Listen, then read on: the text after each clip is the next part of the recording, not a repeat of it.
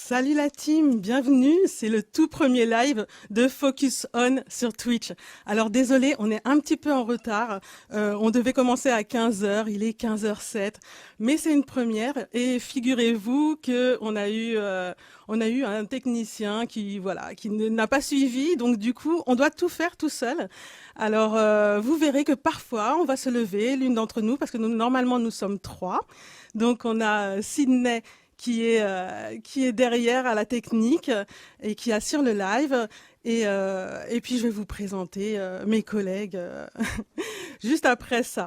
Alors, Focus On, comment ça se prononce? Ben voilà, je vous l'ai dit, Focus On, mais ça peut être aussi Focus On.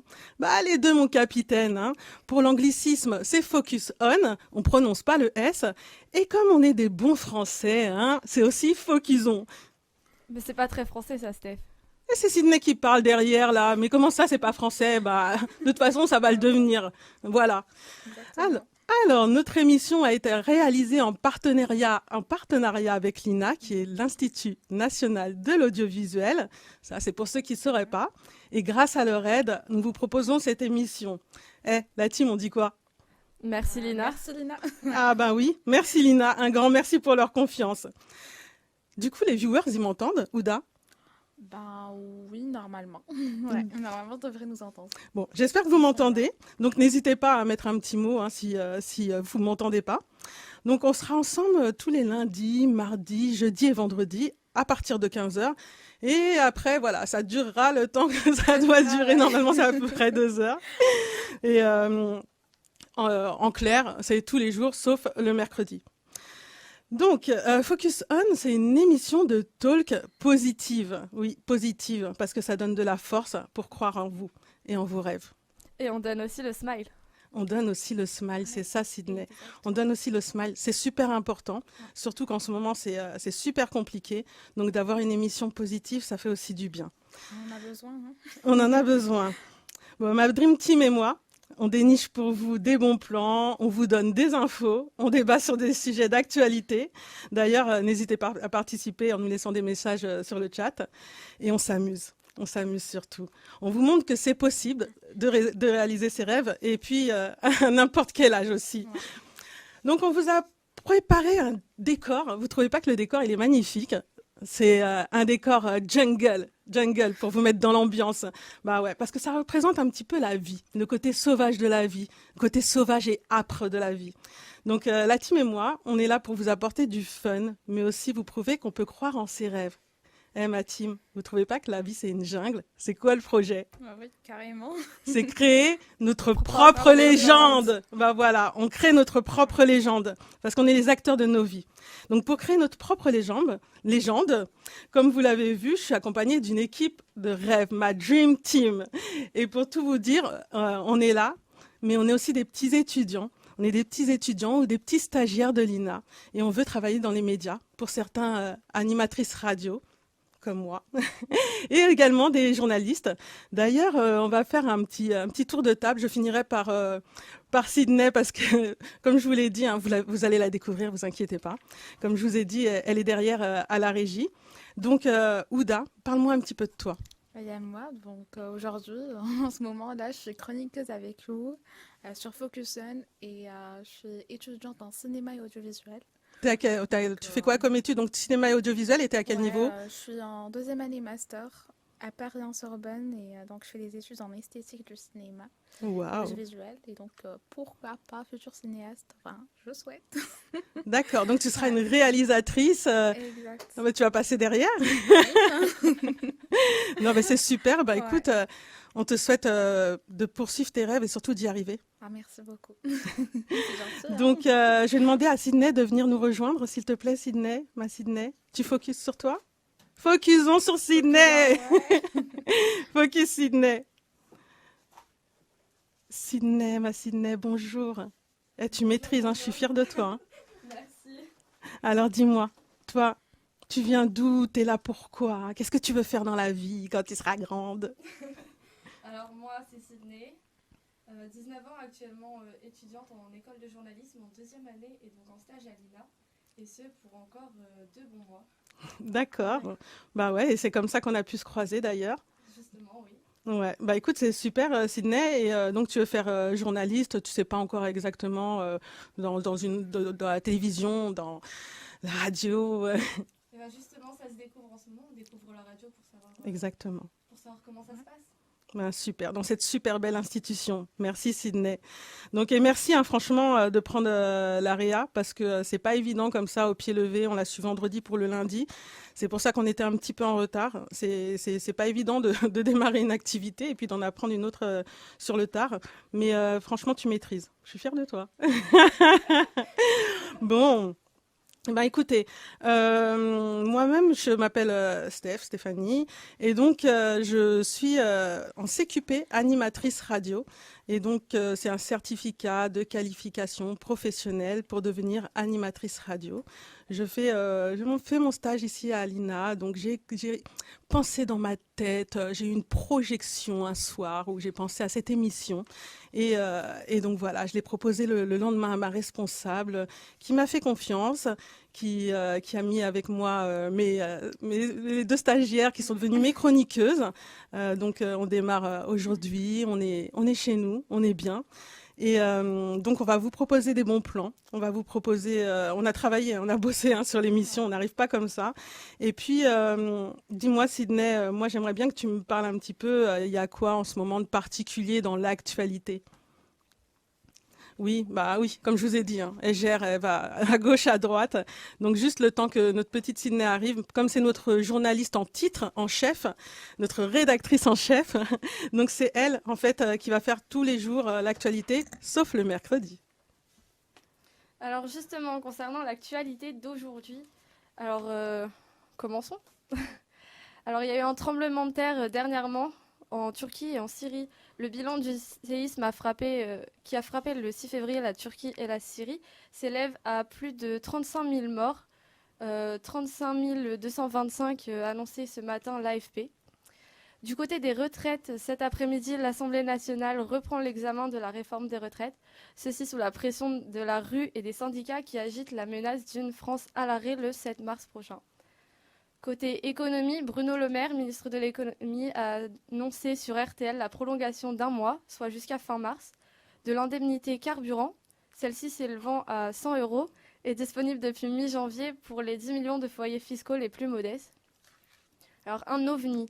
Alors, d'après l'AFP, un avion de combat américain a abattu un nouvel objet volant près de la frontière canadienne. D'accord. Dernier en date des 3 mystérieux engins repérés depuis que les radars militaires ont été améliorés. Et cela suite à la destruction d'un ballon chinois supposé espion. Et une dernière actualité qui a fait beaucoup parler, surtout sur les réseaux sociaux et autres. Cette nuit a eu lieu la 57e édition du Super Bowl, donc le match de football américain. Les Chiefs de Kansas City ont gagné face aux Eagles de Philadelphie avec un score de 38-35. Alors le match, il a également été marqué par la performance de Rihanna qui est revenue après 6 ans sur scène, qui a chanté ses plus gros hits à ce moment. Et d'ailleurs, on parle beaucoup de Rihanna sur Twitter en ce moment.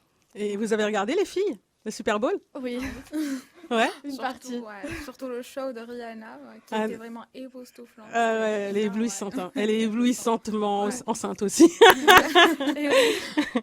Alors j'ai oublié de dire qu'aujourd'hui, bien sûr, nous sommes le 13 février. La zone A est en vacances depuis une semaine. La zone B commence les vacances.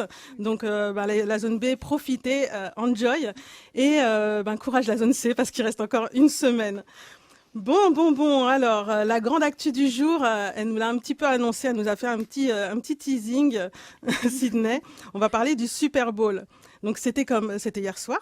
Donc, comme invité star, notre Riri, Rihanna internationale. Donc, mais on va en parler tout à l'heure parce que, pour le moment, on a les actus INA. On a les actus INA.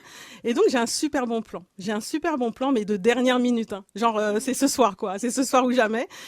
C'est gratos et c'est culturel. Donc, c'est pour nos amis parisiens ou ceux qui sont de passage à Paris.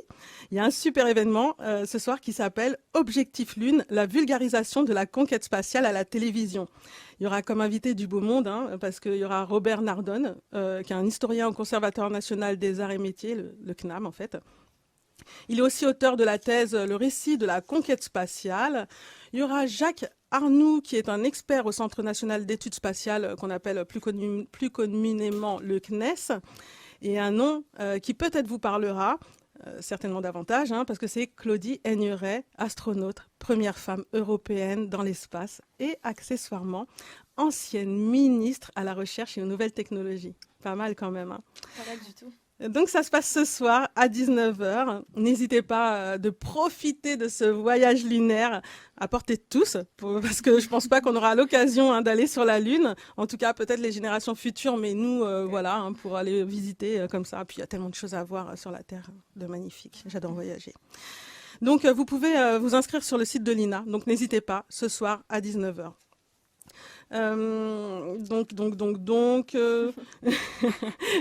Ri Sydney parce que en fait j'ai fait passer le journal alors que normalement il était maintenant, mais c'est pas bien grave parce que du coup on va pouvoir parler justement revenir sur ton actu du jour que tu as mis en exergue, dont tu as parlé, à savoir comment on peut aider au niveau des dons. Est-ce qu'on peut faire des dons par rapport au séisme ou Alors oui, justement, vous pouvez aider d'abord des dons de sang. Ouais. Et on peut également répondre aux appels aux dons qui peuvent se faire. On en voit beaucoup sur les réseaux sociaux dernièrement. Alors attention aux fraudes, hein, toujours. Mais il y a beaucoup d'appels aux dons et ça permet vraiment d'aider contre ce séisme à reconstruire ce qui a été abîmé. Ben, on vous invite effectivement de donner de l'argent, hein, éviter les habits, etc. Je pense que là, ils ont besoin d'argent et puis de dons du sang également. Merci Sydney, désolée, j'ai bugué, ça arrive. Donc, la météo, Sydney. La météo d'aujourd'hui. Ah oui. Alors pour la météo d'aujourd'hui, le temps est ensoleillé cet après-midi. Les maximales sont comprises entre 8 et 13 degrés au nord de la Seine, 12 à 17 degrés sur le reste du pays. Le soleil se couchera à 18h06.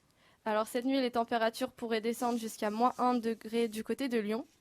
Pour demain matin, le soleil se lèvera à 8h. Les températures seront entre 0 et 2 degrés sur la majorité du territoire. Paris, Tours et Chaumont 1 degré, Lyon 2 degrés, Brest, Biarritz et Cherbourg 7 degrés, Nice et la Corse 9 degrés. D'accord, je te remercie parce que c'est vrai que là on a des personnes qui sont en vacances, hein, des jeunes qui sont en vacances, des scolaires ou peut-être pas d'ailleurs, peut-être même des adultes qui sont en vacances pour leurs enfants ou pour eux-mêmes, et donc ça permet de savoir qu'est-ce qu'ils vont faire demain et de préparer effectivement soit leur journée ou la journée de demain. Vu qu'on arrive un petit peu au milieu de journée, c'est vrai que bon, on fait quand même la météo pour la fin de journée et puis demain. Du coup, Ouda, il y a des viewers, non, il n'y a pas encore de message. Ah, ça réagit pas, mais ils sont bien là, ils nous entendent. Bah, c'est le principal. À partir du Ils moment, sont un peu timides, je pense. ils sont un peu timides. C'est la première, c'est normal. C'est normal. Vous inquiétez pas. N'hésitez pas, surtout à nous faire des retours, des petits points, parce que nous, ça nous permet aussi de savoir que vous êtes là et puis d'interagir, surtout, parce que c'est une émission interactive.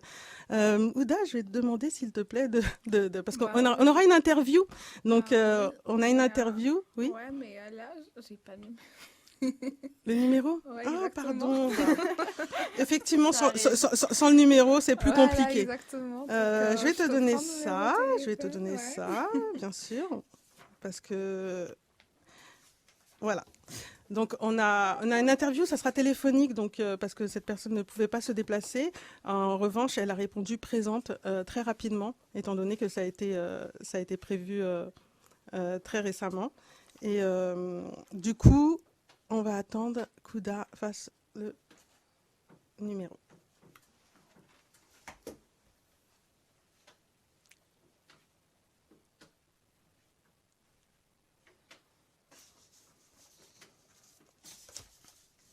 Alors que je me prépare.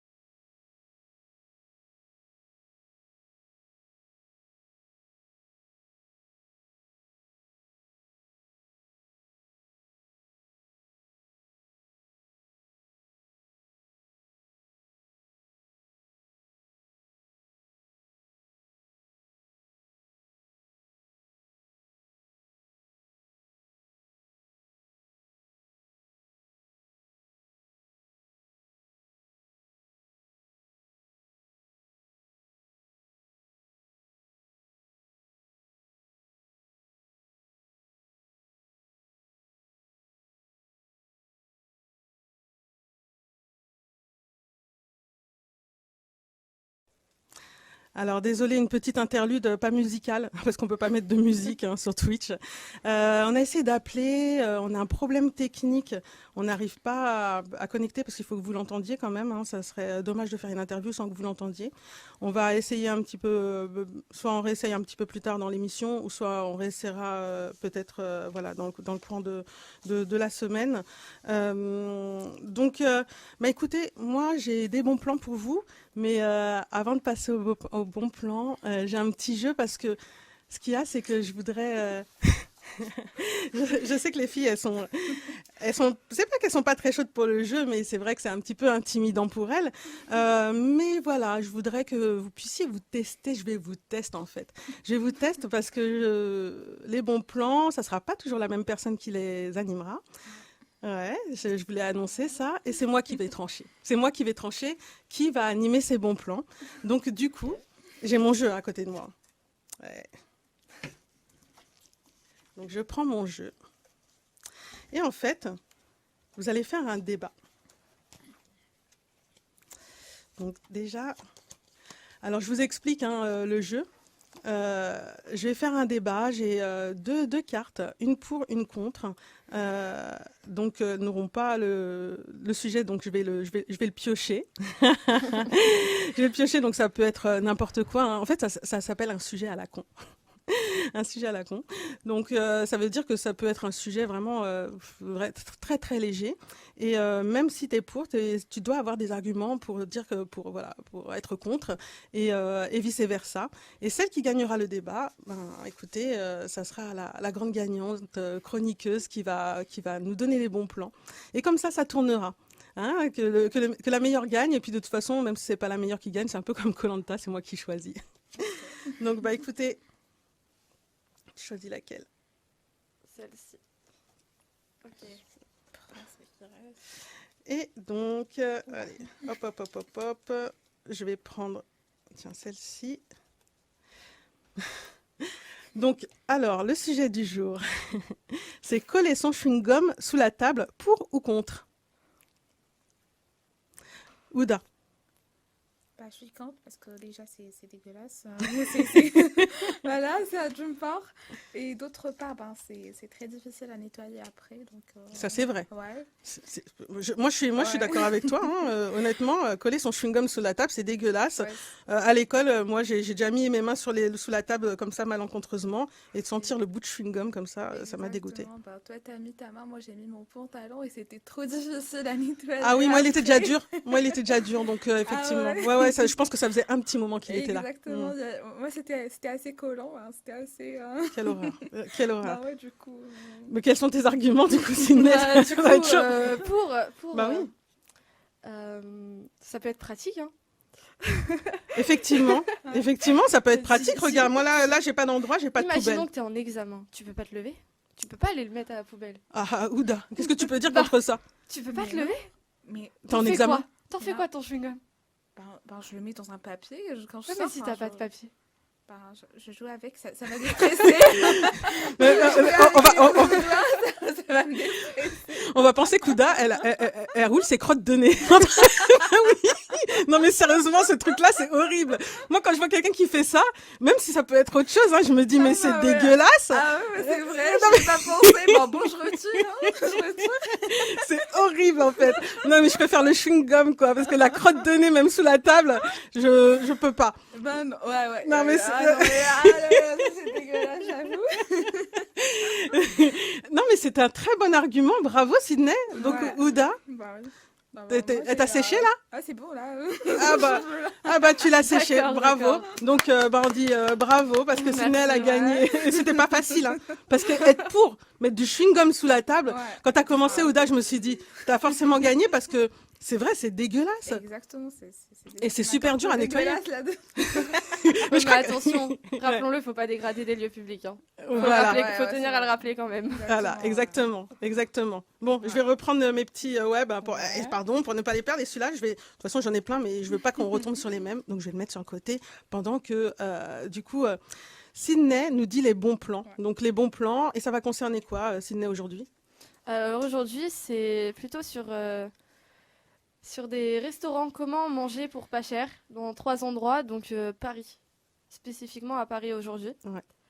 Alors, commençons. Alors, Christian Delaché a co-créé le Wanted Coffee Bistrot Solidaire. J'en ai entendu parler, ouais. Je trouve que enfin, concrètement, je l'ai vu sur LinkedIn et j'ai trouvé que c'était une superbe initiative. Donc, Sidney va vous expliquer, mais honnêtement, si tous les restaurateurs pouvaient faire comme ce monsieur, ouais, je pense que ça serait possible qu'il y ait beaucoup de personnes qui mangent à leur faim. Alors du coup, je vais vous expliquer tout ça. Si vous prenez un repas et que vous ajoutez 1 euro, vous offrez donc un café à une personne dans une situation de précarité. Et si vous ajoutez 5 euros, vous offrez un repas complet pour une personne dans le besoin. Alors il y a même un système de carte de fidélité. Au bout de 10 repas, ça génère un menu pour une personne dans le besoin. Prix entre 15 et 20 euros pour des gnocchis à la truffe par exemple.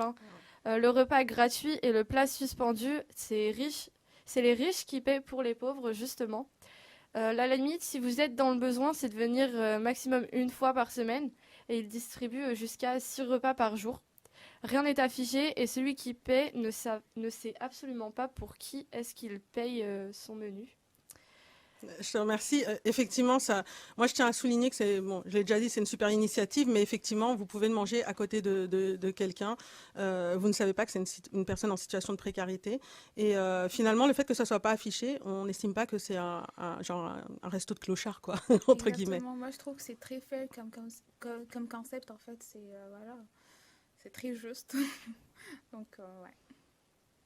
Alors, deuxième restaurant, alors ça s'appelait Manger et Cassez-vous. Alors, le nom de ce resto, il paraît pas super chaleureux et hospitalier. Pourtant, bien que le resto soit un peu petit, la déco intérieure est plutôt sympa avec du bois un peu partout, tables et chaises hautes en bois également, et puis surtout, le personnel est souriant et chaleureux. Alors, les burgers sont préparés devant vous avec des produits frais et de première qualité, du pain fait maison par exemple. Le moins cher est à 2,70 €. Et un menu est à 6 euros. Alors, il y a même les frites faites maison qui peuvent être aromatisées, piment, curry, au goût de chacun. Et ils ont même un super fondant au chocolat pour le dessert. J'adore le chocolat. Ouais, mangez, cassez-vous, d'accord. Et ça, c'est où? Celui-ci, il se trouve dans le 11e arrondissement de Paris. D'accord, pas mal. Ouais. Manger, cassez-vous. Bah ouais, tu viens, on va manger, cassez-vous. Donc, t'as juste envie de prendre ton truc à emporter, quoi. Et puis, mais j'ai déjà vu, je crois que ça, c'est sur Insta. Il y a une queue pas possible, hein, honnêtement, pour y aller à manger, cassez-vous. Parce que justement, c'est pas cher. Genre, ils ont des burgers à moins de 2 euros ou 2 euros et des poussières, je me souviens plus trop. Et les personnes, elles font la queue parce que c'est des produits frais, quoi. C'est c'est des produits frais. En plus d'être moins cher, en fait, c'est des produits frais. Ouais, en plus d'être moins cher, c'est des produits frais. Comme a dit Sidney, c'est préparé devant toi. C'est génial, je trouve. Ouais, c'est super. Alors, troisième restaurant de cuisine coréenne, pour ceux qui aiment ça. Ça s'appelle Comme la Corée et c'est des Korean corn dog à croquer pour seulement 5 euros. Alors, ce sont des espèces de bâtons, comme on peut dire une sucette, de hot dog. C'est une saucisse entourée d'une pâte panée, justement. Il y a différentes saveurs et ça peut être 2 pour 5 euros, justement. 2 corn dog pour 5 euros. Alors, si vous rajoutez, vous pouvez rajouter ce que vous voulez, pommes de terre ou mozza, et ça vous fera un tout à 6 euros. Et ça se trouve, celui-ci, dans le 15e arrondissement de Paris. D'accord. Bah écoute, c'est vraiment pas mal. Toi, je pense que ça va te plaire, hein, parce que coréen, c'est vraiment ton truc. Donc, vous verrez, vous saurez là, un petit peu plus tard dans l'émission, qu'effectivement, on a une passionnée de la Corée et de la K-pop. Mais bon, on en parlera. La culture asiatique. La culture asiatique, tout à fait.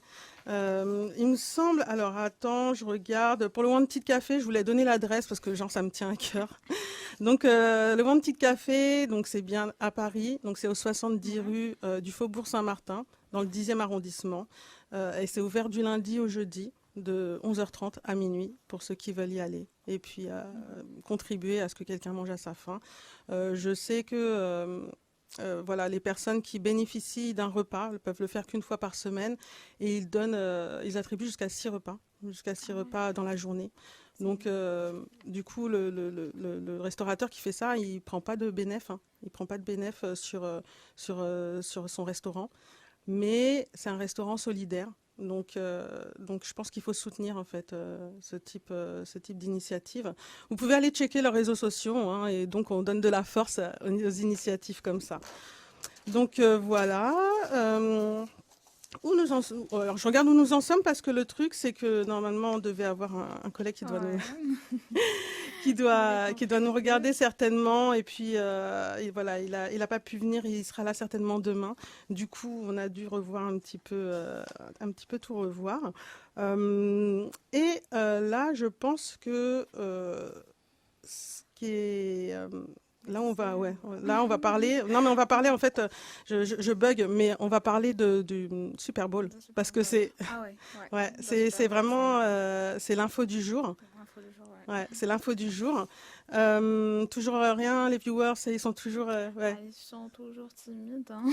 Ils sont timides, que c'est mignon. D'accord. Ouais. Bon, alors, j'ai promis aux viewers des bons plans, hein. Ils ont eu les bons plans. Merci Sydney. Oh, t'as géré comme une chef. Hein, Ouda. Ah bah, ça donne grave envie. Donc, du pas cher, de l'astucieux. Donc, demain, ça sera encore autre chose. Peut-être des sorties, hein, des bons plans sorties, parce que c'est les vacances en ce moment. Donc, on va essayer d'en faire profiter. Après, c'est vrai qu'on parle plus des personnes qui habitent dans l'Île-de-France parce que c'est plus cher. Ouais. C'est plus cher. Et que si finalement vous avez des bons plans, que vous habitez en province, on en est friand. Donc, n'hésitez pas à les partager. Je pense que le fait que ça soit comme ça, interactif, collaboratif, ça permet de faire profiter à tout le monde. Et puis, comme nous, on est comme ça. Hein, on est comme ça, on partage les bonnes adresses. Donc, Ouda. Donc voilà, donc toujours sur les bonnes adresses, sur les bons plans, on enchaîne avec une petite sortie, enfin je dirais pas sortie, mais une petite, une petite découverte ciné, je dirais. Parce qu'en fait, la semaine dernière et les semaines dernières, en fait, il y a eu beaucoup de films qui sont sortis au cinéma et beaucoup de films super intéressants, je trouve. Donc là, je cite Astérix et Obélix, enfin le deuxième Astérix et Obélix qui est vraiment super, qui cartonne d'ailleurs dans le box-office. Il y a aussi le film de Thor, le film de Babylone, et il y a aussi, n'oublions pas, ça s'appelle comment déjà, c'est alibi.com.do, qui est aussi super. Et il y a d'ailleurs plein d'autres films que je conseille vivement à aller regarder au cinéma en ce moment. Donc,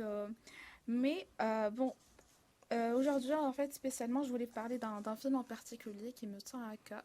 Alors, focusons sur ton film. Donc voilà, focusons exactement sur mon film, sur le film qui m'intéresse beaucoup et que j'aimerais partager avec vous. Mais avant cela, j'aimerais vous poser une question à vous et même aux personnes qui nous entendent et qui nous regardent. On leur dit coucou d'ailleurs. Donc, je voulais vous demander en fait, qu'est-ce qui vous intéresse? Qu'est-ce qui vous impacte en fait? Qu'est-ce qui impacte votre choix quand vous allez au cinéma? Qu'est-ce qui impacte votre choix de film en fait? Alors, moi, pour répondre, je vais pas souvent au cinéma parce que le cinéma, je trouve ça cher. Je trouve ça cher. C'est vrai qu'avec les plateformes de stream, du coup, moi, ça me facilite l'accès à des films, même si c'est pas les films qui viennent de sortir. Je suis pas forcément pressée de les voir. Après, si je pouvais, s'il y a un CE et que je peux bénéficier d'une carte, pour aller au cinéma beaucoup moins cher et que je la rentabilise comme ça, pourquoi pas. Mais sinon, ça va être très ponctuel. Ça va être très ponctuel, donc je pense que je suis vraiment pas. Cette question, elle me concerne pas trop malheureusement, parce que j'y vais ponctuellement. Mais après, même si t'es pas au cinéma, si tu veux juste regarder un film chez toi. Alors quand je vais au cinéma en général, c'est plutôt on choisit pour moi. C'est-à-dire qu'on me dit ouais tiens tu vas aller voir non et je suis tellement contente de trouver quelqu'un qui va aller au cinéma avec moi. C'est trop honteux. La dernière fois que je suis allée au cinéma, je crois, c'était pour voir quoi, je me souviens même plus. Ça doit dater un peu. Non, pas tant que ça, mais ça doit faire quelques mois. En plus j'ai un problème. J'ai honte. Non, mais parce que je m'endors toujours au cinéma. Mais non, en plus, les sièges, ils sont tellement confortables que dès qu'ils éteignent la lumière, je lutte pour pas m'endormir. La dernière fois que j'ai été au cinéma, je me suis ah oui, c'était le chapeauté. Donc j'avais pas forcément choisi, mais en fait, j'étais contente de pas être toute seule pour aller au cinéma. Et donc voilà, j'ai été voir le chapeauté, j'ai vite fait cligner des yeux 5 secondes, mais c'est pas dormir ça, hein. Donc voilà. Même, hein. Oui, mais j'ai essayé de résister, mais c'était compliqué. Et sinon, quand je suis chez moi, vraiment, c'est aléatoire parce que parfois, il y aura des propositions et donc je vais regarder la proposition parce que notamment sur Netflix, ils vont me faire des propositions peut-être qui sont adaptées à ce que je regarde d'habitude. Sinon, j'aime bien les biopics, j'aime bien quand ça parle justement des success stories. Et c'est un peu comme là, je réessayerai tout à l'heure, peut-être que je vais me lever pour pouvoir, on coupera peut-être un peu le micro parce que j'aimerais bien faire l'interview de la personne. Alors je suis désolée, hein, du coup je reviens sur l'interview, mais effectivement, c'est une personne qui a fait le même cursus que moi et qui vit de ça. Donc je me dis que maintenant qu'elle elle est animatrice, elle est journaliste, etc. Bon, je vais la présenter tout à l'heure si tant est que j'arrive à la voir. Sinon, c'est pas grave, ça se fera dans la semaine. Mais voilà, moi, les personnes qui font des choses, les personnes qui réussissent dans la vie, ça me fascine. Honnêtement, je trouve ça fascinant. Ouais, c'est Parce inspirant. que, oui, c'est fascinant et inspirant. Ouais. Et inspirant, c'est vraiment le mot, parce que il y a beaucoup de personnes qui se lèvent, qui vont travailler et qui font ça comme des robots, qui n'ont pas choisi leur métier et c'est vraiment c'est pour vivre, quoi. Je l'ai fait aussi. Et je pense qu'il faut toujours tenter de faire ce qu'on aime dans la vie. Et tu vois, là, je pars, je pars sur autre chose. Donc tout ça pour dire que voilà, je vais souvent regarder des biopics. Après, je peux regarder. J'aime les films d'amour, mais quand ils finissent mal, c'est très bizarre ce que je dis. Mais si je pleure pas à la fin, genre c'est que c'est un mauvais film d'amour. Genre Love Story, j'ai regardé, genre à partir du moment où il y a quelqu'un qui meurt ou ça se passe mal, il faut que ça se passe mal pour que je dise ah c'était un super film. Ah, mais t'aimes bien les fins tragiques? J'adore les fins tragiques et plus ça me procure de l'émotion. Ouais, c'est vrai. Moi je suis une instinctive, une émotionnelle, etc. Plus ça me procure de l'émotion et voilà, plus je vais kiffer, je vais me dire ah ouais punaise c'était un beau film. Un jour j'ai regardé un film, je sais même pas pourquoi je suis tombée dessus, je crois que c'était un film italien ou je sais pas quoi, une histoire d'amour. C'était tellement triste, j'arrêtais pas de pleurer, mon nez coulait et tout. Ah ouais. Mais oui, mais c'était pathétique. Même moi, je me disais heureusement que je suis toute seule à regarder ce film. Je crois que je l'ai regardé, mais vraiment, j'étais tellement dans le film que et je l'ai trouvé super. Et c'est pas un film, je pourrais même pas te dire son nom là parce que je m'en souviens plus. Ouais. Mais il faut que ça me procure Ah, de t'as les l'émotion. larmes aux yeux, là, carrément. Ouais. Du tout, je comprends pas ce que tu me dis. Je sais pas, mais là, je vois que t'as les larmes aux yeux. N'importe quoi. Bon, je vais te regarder, Sydney, parce que... Non, mais voilà, il faut que ça me procure de l'émotion, et des fois, je tombe bien, des fois, je tombe mal. Là, j'ai regardé, parce qu'il y a le Dredé qui un jour. D'ailleurs, mention spéciale pour les films italiens et même pour les séries italiennes. J'avoue que dernièrement, j'avais vu une petite série, une mini-série. Bon, vous allez m'excuser, je me rappelle plus du nom, je vais vous le redire dans un autre épisode. Mais c'était vraiment super. C'était une mini-série de 8 épisodes et c'était une histoire d'amour vraiment. Est-ce qu'elle finit mal? Elle finit mal. Tu Ah, vas j'adore. l'aimer, tu vas adorer. Ouais, mais en fait, je suis désolée, Sydney, mais c'est ce que je reproche un peu aux films coréens, mais j'ai l'impression que... Après, je les ai pas tous vus, et même j'ai pas beaucoup... J'ai commencé à regarder les dramas et tout, mais c'est vrai que, tu vois, si genre c'est trop romantique et que ça finit bien, je me dis, mais comme par hasard... Enfin, Et après, il se passe quoi? mais voilà, je veux dire, c'est un conte de fées, quoi. Je veux dire, on connaît Blanche-Neige et tout. Là, si c'est la même chose reproduit, tu vois, à notre époque, ça m'intéresse moins. Mais Après, la vraie vie, c'est pas un film Disney. voilà, exactement. Et moi, j'ai besoin que ça, tu sais, ça représente plus les aléas qu'on peut rencontrer dans la vie. Ouais, Donc, tout à fait. à toi, parce que je suis désolée. Du coup, j'ai monopolisé la parole. Pas de souci. Alors, niveau film, du coup, ouais. en fait, ça dépend de beaucoup de choses, mais de pas grand-chose à la fois. C'est compliqué comme réponse. Ça dépend avec qui on regarde un film, surtout. Ah ouais. Je pense que ça dépend avec qui on veut regarder un film. Ça dépend de si on va regarder un film, par exemple, avec ma famille, on regarde beaucoup de blockbusters, tout ce qui est Marvel, etc. Ouais, j'aime beaucoup. Ouais. Donc voilà, tout ce qui est un minimum drôle, pour passer un bon moment en famille, c'est Donc, super. c'est plus le genre en fait qui tranche sur ton choix de film, c'est ça? Oui, oui, oui. Donc, Je regarde jamais de films d'horreur, par exemple. Ouais. J'ai peur aussi des films d'horreur. Par contre, j'étais addict à ça quand j'avais l'âge de 12-13 ans. J'adorais les films d'horreur, mais plus maintenant que j'habite seule, là j'ai peur. Non, mais, moi aussi j'ai trop peur avant. Et en plus, je me cachais pour regarder des films d'horreur, genre comme quand on fait comme ça et tout, même comme ça, même comme ça et tout. Des trucs comme ça. Après, je faisais des cauchemars monstres et tout, mais maintenant c'est impossible. Bon, déjà, je fais même pas le train fantôme. Donc. Mais effectivement, le genre de film en famille, je comprends et je suis Sydney parce qu'effectivement, quand tu regardes un film en famille, il faut que ça réunisse toute la famille, donc que ça soit grand public en fait. Ouais, grand public. Donc voilà, donc il y a ça, en fait, il y a effectivement cette question de genre, question de, en fait, qui nous accompagne pour regarder le film. Et il y a aussi, en fait, le côté, je dirais, en fait, parfois on regarde en fait qui est le réalisateur. Si c'est un réalisateur super connu, parfois notre choix peut être influencé par les acteurs. Si c'est, je sais pas, DiCaprio, voilà, qui joue dans le film ou peu importe. Bon, ça peut impacter aussi notre choix de film. Ouais, Brad Pitt, ouais. Et il y a aussi cette question de... Enfin, je sais pas vous, mais moi, je suis beaucoup influencée, je suis beaucoup impactée par la sélection de films dans les grands festivals et aussi les prix qu'ils obtiennent. Moi, j'adore. Parce qu'à chaque fois que je vais au cinéma et je sais pas quoi regarder, les yeux fermés, je prends un film qui a été primé. Et donc, je suis sûre que je vais regarder un bon film. Donc, voilà. Oui, c'est vrai que c'est une reconnaissance, pour le coup, et du public, mais surtout de leur père.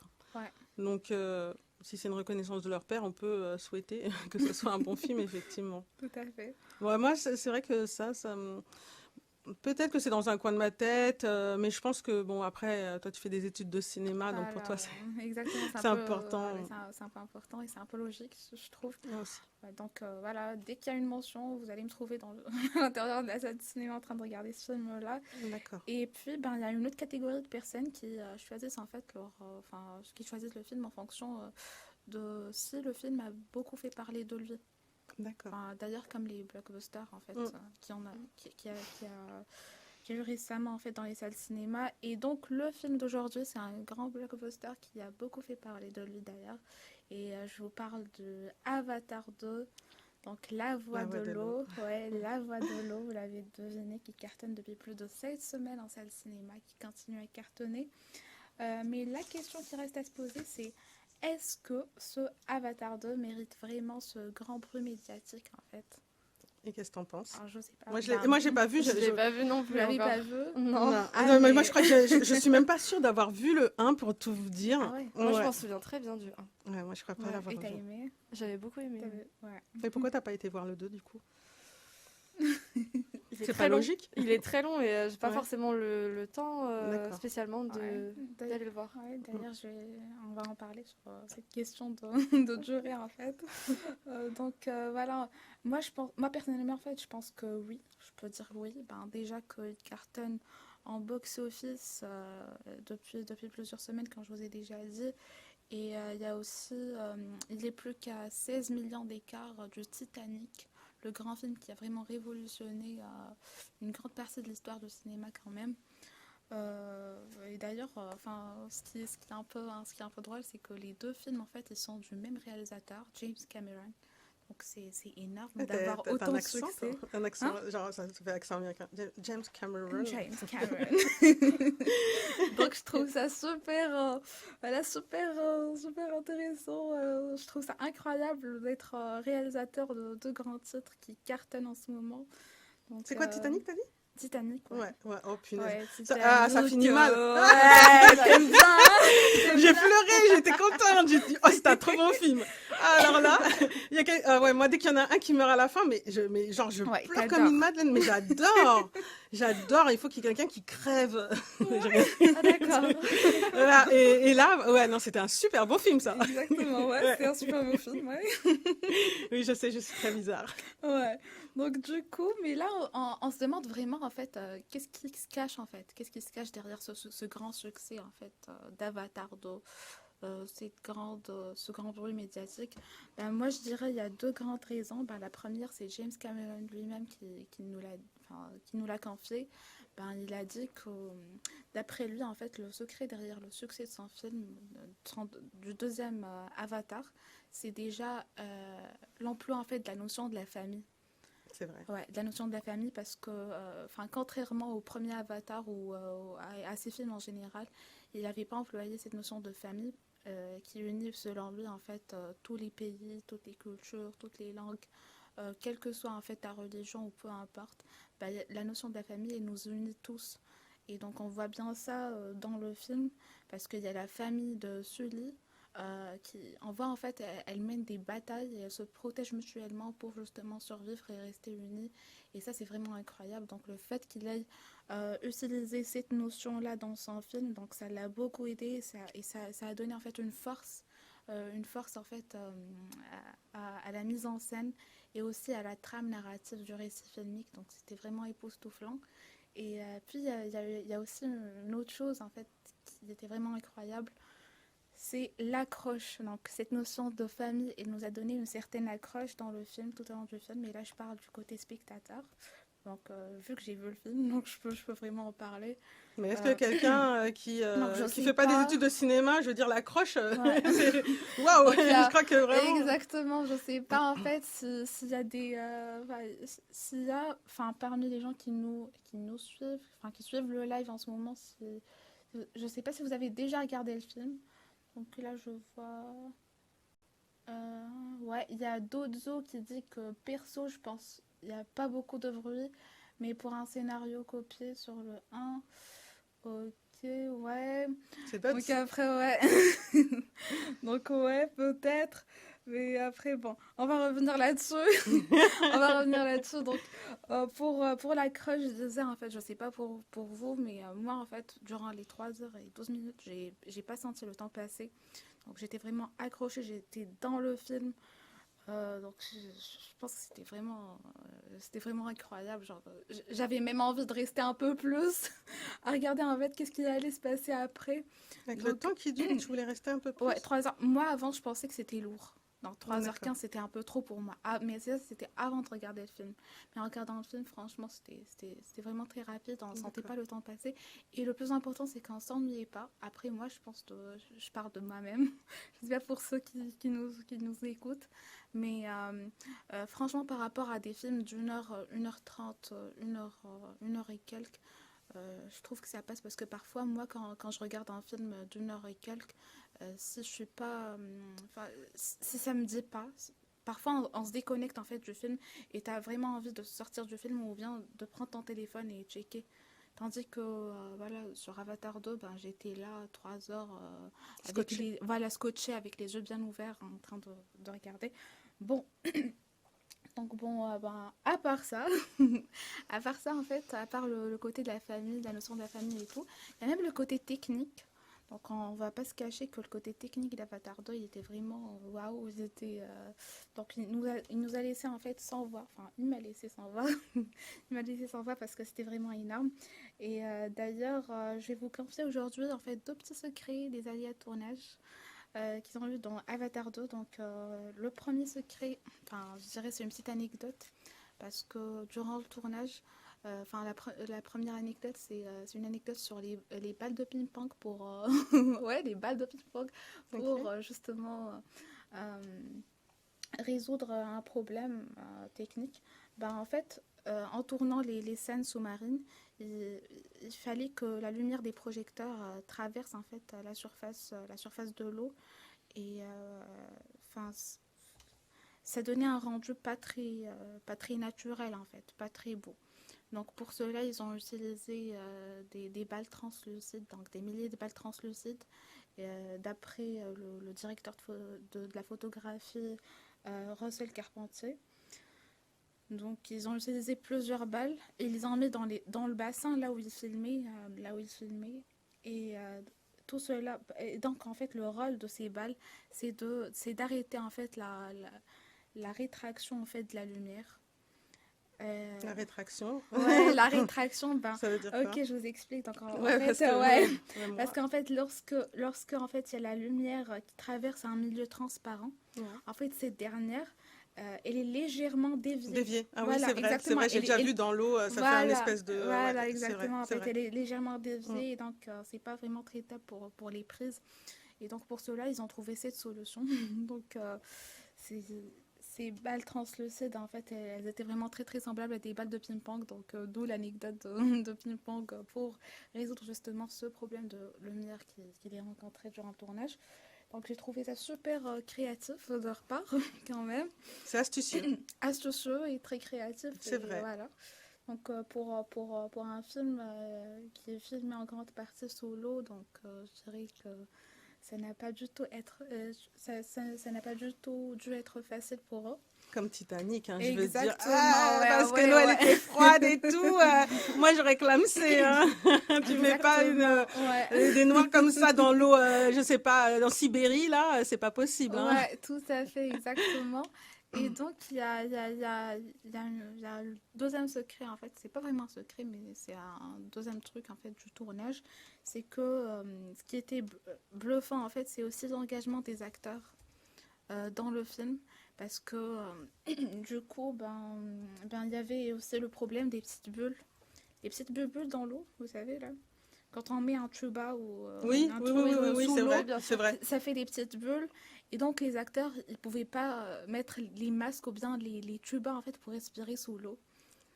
Du coup, ils ont D'accord. fait... Ah, mais pourtant, Ouais. il y a les masques de Décathlon, là, qui prennent toute la tête Ouais, comme ça. mais C'est pas mal, ça, non? Ouais, mais même avec... Non? Pour Non, un mais film, bon, je suis pas sûre que ce soit très pour un esthétique grand- hein, quand même. Pardon. Moi, j'ai pensé au but et tout le truc. Oui, pardon, excusez-moi. J'avais oublié qu'on parlait d'un film. Ah oui. Et d'un Pardon. grand film en plus. Je me tais. Donc du coup ils pouvaient pas en fait utiliser comme je disais en fait ni masque ni Bien sûr, tuba, bien donc sûr. ils ont appris à faire son avant que le tournage commence, donc tout cela pour les besoins du film, et ça c'est vraiment voilà, t'auras pas en fait n'importe quel acteur qui va dire ok je vais faire ça je vais faire ça ou je vais faire ci, donc c'est vraiment énorme. Donc voilà, honnêtement, pour de tels efforts, pour une telle créativité, pour un tel engagement et pour un tel enjeu, je trouve personnellement que ça mérite quand même d'être primé, que ça mérite des Oscars, tout comme le premier Avatar qui a été oscarisé déjà pour les effets visuels et un autre Oscar aussi pour le film en général. Donc je crois que ça mérite amplement d'être oscarisé quand même. Mais bon... Il y a Gisèle, je ne sais pas si je prononce bien, 41, qui dit que James Cameron est déjà un énorme spécialiste du travail en milieu aquatique et cela même en dehors des tournages. Oui, je suis tout à fait d'accord. Il est spécial. Ouais. En fait, il est passionné de l'océan. Ouais, exact. Ouais, Ouais. tout à fait. On arrive à avoir en fait la transition. Bien sûr. Comme tu as déjà dit tout à l'heure avec Titanic, en fait. Ouais, c'est vrai. Avatar 1, enfin, c'est énorme quand même, ouais. Du coup, J'ai juste une question. Ouais. Donc, Ouais. Pardon. J'ai juste une question. Est-ce que si on n'a pas vu l'Avatar 1, est-ce qu'on peut voir l'Avatar 2? Alors, je dirais... Enfin, franchement, attends, je dirais... j'écoute de loin. Réponds à Sydney. J'ai juste un impératif. Ouais. J'arrive, c'est pas grave. Les aléas du direct. Ouais, dis-moi, Sydney, à ton avis.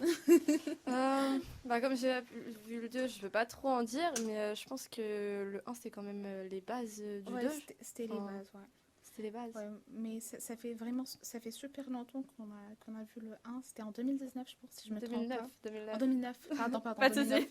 2009. Là, je dis 2019 et dans ma tête, c'est 2009. Il n'y a pas de souci. Donc, 2009, Oui, il date d'il y a longtemps, oui. Ouais, ça date d'il y a super longtemps, donc je pense, même si on a déjà regardé le film, on ne se rappelle pas vraiment des événements du film. Des événements de film, mais je pense qu'on peut suivre. Hein. Ça cause pas vraiment. Après, je pense qu'il faut revoir le 1 avant de voir le 2, surtout. Oui. Après, moi, je ne l'ai pas revu,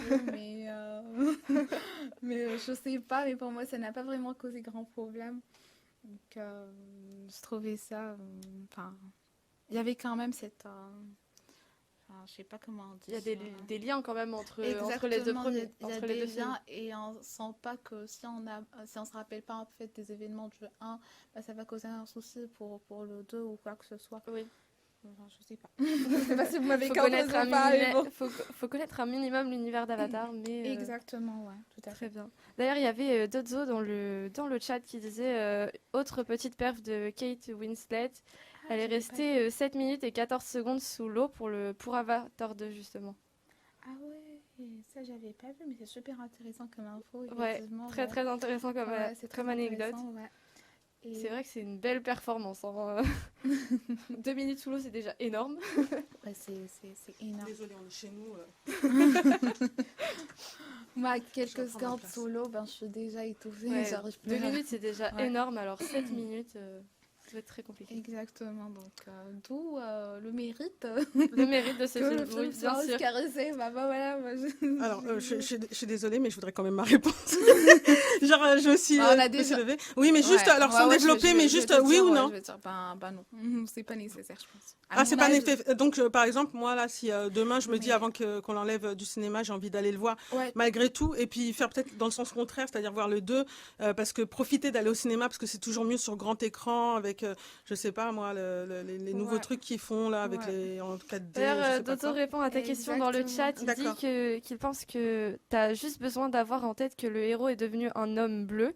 Après, les liens, tu les captes facilement en regardant le 2, tout est bien expliqué. Ouais, tout à fait. Merci. Tout à fait, Merci.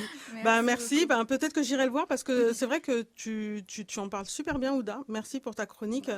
Elle est très explicite et moi, ça m'a donné envie d'aller le voir alors que pour tout te dire, j'ai fait une petite chronique parce que j'ai eu un stage en décembre dans une radio. Où j'ai dû faire une chronique cinéma. On m'avait imposé comme ça, c'était un exercice. Hein. Je suis pas passée, on m'a pas passé le micro, donc c'est pour ça que je le prends aujourd'hui ici. J'en profite. Et du coup, j'avais parlé d'Avatar parce que il venait de sortir, et donc j'avais bossé un peu le truc, mais même moi, je m'étais pas donné envie. J'ai pas été le voir suite à ça, quoi. Je veux dire. Voilà, je dis pas que c'était plat ce que j'ai fait parce que je pense que j'ai fait du mieux que j'ai pu, mais pour autant, j'ai pas eu envie d'aller le voir, tandis que là, quand t'en parles, après c'est peut-être aussi le regard de la professionnelle, tu vois, qui est derrière, où tu m'as dit des choses techniques, etc. Ouais. Donc peut-être qu'avant qu'ils disparaissent, si on m'invite. J'irai le voir. T'es trop mignonne. Mais ça te dérange pas de te retaper 3 heures, non? Non, ça me dérange pas du tout. Tant que j'en parle aujourd'hui, ça veut dire que ça me dérange pas du tout, en fait. Donc, écoute, c'est parfait, c'est parfait. Et donc, t'en es où dans la chronique? Parce que je suis sortie. J'arrive un peu à la fin, mais bon. Voilà, en fait, d'ailleurs, pour ceux qui ne l'ont pas encore vu, en parlant, je vous invite à aller le voir. Et pour ceux qui l'ont déjà vu, je ne sais pas si vous m'entendez, s'il y a des personnes dans le chat qui l'ont déjà regardé, je suppose que oui. Donc, je ne sais pas si vous savez, mais va falloir en fait s'accrocher. Accrochez vos ceintures et accrochez-vous parce qu'il y a le 3e en fait qui sort déjà en décembre 2024. Ouais, ça j'avais entendu qu'il était en préparation, il était déjà en tournage, c'est un truc de fou. En préparation en tournage. Et il y a même le 4 dont une partie a déjà été tournée. C'est ouf. Ouais, qui est prévu d'ailleurs pour 2026. Et non, c'est pas encore fini parce qu'il y a le 5 aussi. C'est pas vrai. Ouais, il y a le non, 5 mais... Ils avancent vite. Hein. Ah non, mais il y a le 5, il y a le 5 qui est prévu pour 2028 et cette fois-ci, les avatars vont descendre sur Terre. Vont venir sur Terre, donc ils vont venir vers nous. Donc je trouve ça super. Donc il y a une certaine transition entre les avatars, je trouve. Donc voilà, donc je pense qu'il va falloir se préparer pour quelque chose de spectaculaire, d'épique et peut-être révolutionnaire pour l'histoire de la saga, je trouve. Donc voilà, donc c'était tout, mais je trouve ça super intéressant à dire vu que demain c'est la Saint-Valentin. C'est vrai, ça sera... Ouais. Ah non, mais de toute façon, demain on en parlera parce que ça sera notre sujet du jour. Hein, ça sera notre sujet du jour. Voilà, on aura un invité sur place en plus, mais ce sera plus facile. Je voulais pas rater l'occasion pour vous dire d'aller regarder Titanic qui est ressorti en salle, en salle en fait le 8 février si je me trompe pas. Ouais. C'est bien le 8 février. Sponsorisé par Kleenex. Je Kleenex, si vous nous entendez. Ouais, non, mais parce que moi, je vais pleurer, hein. Je m'y prépare déjà. Ouais, donc je trouve ça super qu'il soit en fait ressorti en salle, surtout, enfin, il est ressorti en salle en fait pour fêter en fait son 25e anniversaire et qui tombe en fait avec la période de la Saint-Valentin. Donc je vous invite tous, si vous n'avez pas encore de plomb Saint-Valentin, d'aller regarder à deux ou seul. Enfin oui, on s'aime aussi. Hein. Exactement. Exactement, d'aller regarder en salle. Et donc c'est toujours un bon choix. Titanic, c'est toujours un bon choix à faire. Donc voilà. Bah, c'est super, je te remercie Ouda, c'était super. Vraiment, je suis satisfaite, j'ai bien fait de te choisir. Hein. Je suis contente alors. Alors, alors, l'événement qui s'est déroulé hier soir, donc, c'était quoi? On en a parlé tout à l'heure, c'était le Super Bowl, donc 2023. C'était dans la nuit donc du dimanche 12 au lundi 13 février. Et il y a eu la grande finale de la NFL opposant les Kansas City Chiefs aux Philadelphia Eagles. Comment je l'ai dit, super. Donc pour le côté show, c'est une star de la musique country, Chris Stapleton, qui a fait l'ouverture en interprétant l'hymne américain. Mais bien sûr, l'événement, le réel événement, c'est notre Riri internationale, donc Rihanna, qui était la tête d'affiche du traditionnel show de la mi-temps. Et donc, vous m'avez dit que vous l'avez vu. Oui. Ouais, vous avez kiffé. J'en ai entendu parler un petit peu avant de commencer l'émission. Dites-moi-en un mot parce que franchement... Ouais, on n'a pas raté ça. Ouais. Alors, je crois qu'elle a réalisé une quinzaine de chansons en 13 minutes. Tous ces top titres, justement, alors que ça faisait 6 ans qu'elle n'avait pas performé sur scène. Exactement. Et j'ai aussi vu que dans l'un de ses interviews, il avait dit que il était tellement, c'était tellement dur en fait pour elle de résumer 17 ans de carrière en 13 minutes. Et pour cela, il a dû travailler, il a dû vraiment travailler trop dur, au point qu'elle a oublié son anniversaire. Et c'est son anniversaire. Fou. Et même la Saint-Valentin, donc il a vraiment rien préparé pour tout ça. Donc, et c'est pas dans ses habitudes, d'après elle. D'accord. Ouais. Mais c'est vrai, pour l'avoir vu tout à l'heure sur YouTube, c'est vraiment un show à l'américaine. Elle était sur une espèce de plateforme où elle a performé. Donc les transitions, elles étaient super bien faites, les transitions entre les musiques. Et puis, bien entendu, elle a scénarisé sa grossesse. Ouais. Exactement. Déjà, sa deuxième grossesse. Ouais, parce qu'elle a un petit garçon, elle a un petit bébé avec qui d'ailleurs? Ouais, un petit bébé de 8 mois d'ailleurs. Ouais. Avec, tout à l'heure, j'ai dit son nom, mais je m'en souviens plus. Ouais, son nom m'échappe. Tu vas... Je vais regarder ça tout de suite. Ouais. Ça Proki. Ouais, exactement. Ouais, mais je sais pas, c'est comme ça. Parfois, je pense à des choses et puis après, ça s'en va. Et donc, voilà, ils ont déjà un petit garçon. Et donc, là, ils accueillent un nouveau bébé. Donc, c'est beau, c'est super. Et c'est vrai qu'elle arrivait bien à bouger pour quelqu'un d'enceinte, qui était bien enceinte. Moi, j'arrive pas à bouger comme ça, en n'étant pas du tout enceinte. Punaise. Ah ouais, non, franchement, c'est génial. C'était super. Et donc... il y avait aussi, entre autres, DJ Snake et le chanteur de R&B, Babyface. Ouais. Et donc, la team, moi, j'aimerais bien avoir votre avis. Qu'est-ce que vous pensez de l'importance du Super Bowl, qu'est le Super Bowl aux States, parce que c'est l'événement, the event. Ouais. Vous trouvez que c'est justifié? Est-ce que, par exemple, on peut dire, c'est un peu comme nous, quand il y a la Coupe du Monde, les soccer, c'est à peu près la même chose pour eux? C'est la même chose, hein. C'est leur dans sport national. Exactement, nous, le sport national, c'est vraiment plus le foot. Ouais. Mais pour les Américains, c'est vraiment le football américain, sport national. Et c'est leur rendez-vous de l'année sportif. Hein. Ouais, non, mais c'est fou. Exact. Et puis ça je sais plus, j'avais regardé le nombre de personnes qui regardaient, c'était... impressionnant, phénoménal. Exactement, quoi. Il y a même Gisèle sur le chat qui nous dit que d'ailleurs ce match du Super Bowl réalise le plus gros score de l'histoire. C'est fou. Ah ouais, c'est fou, franchement. Ouais. Est-ce que vous vous souvenez du Nipplegate de Janet, quand elle a chanté avec Justin?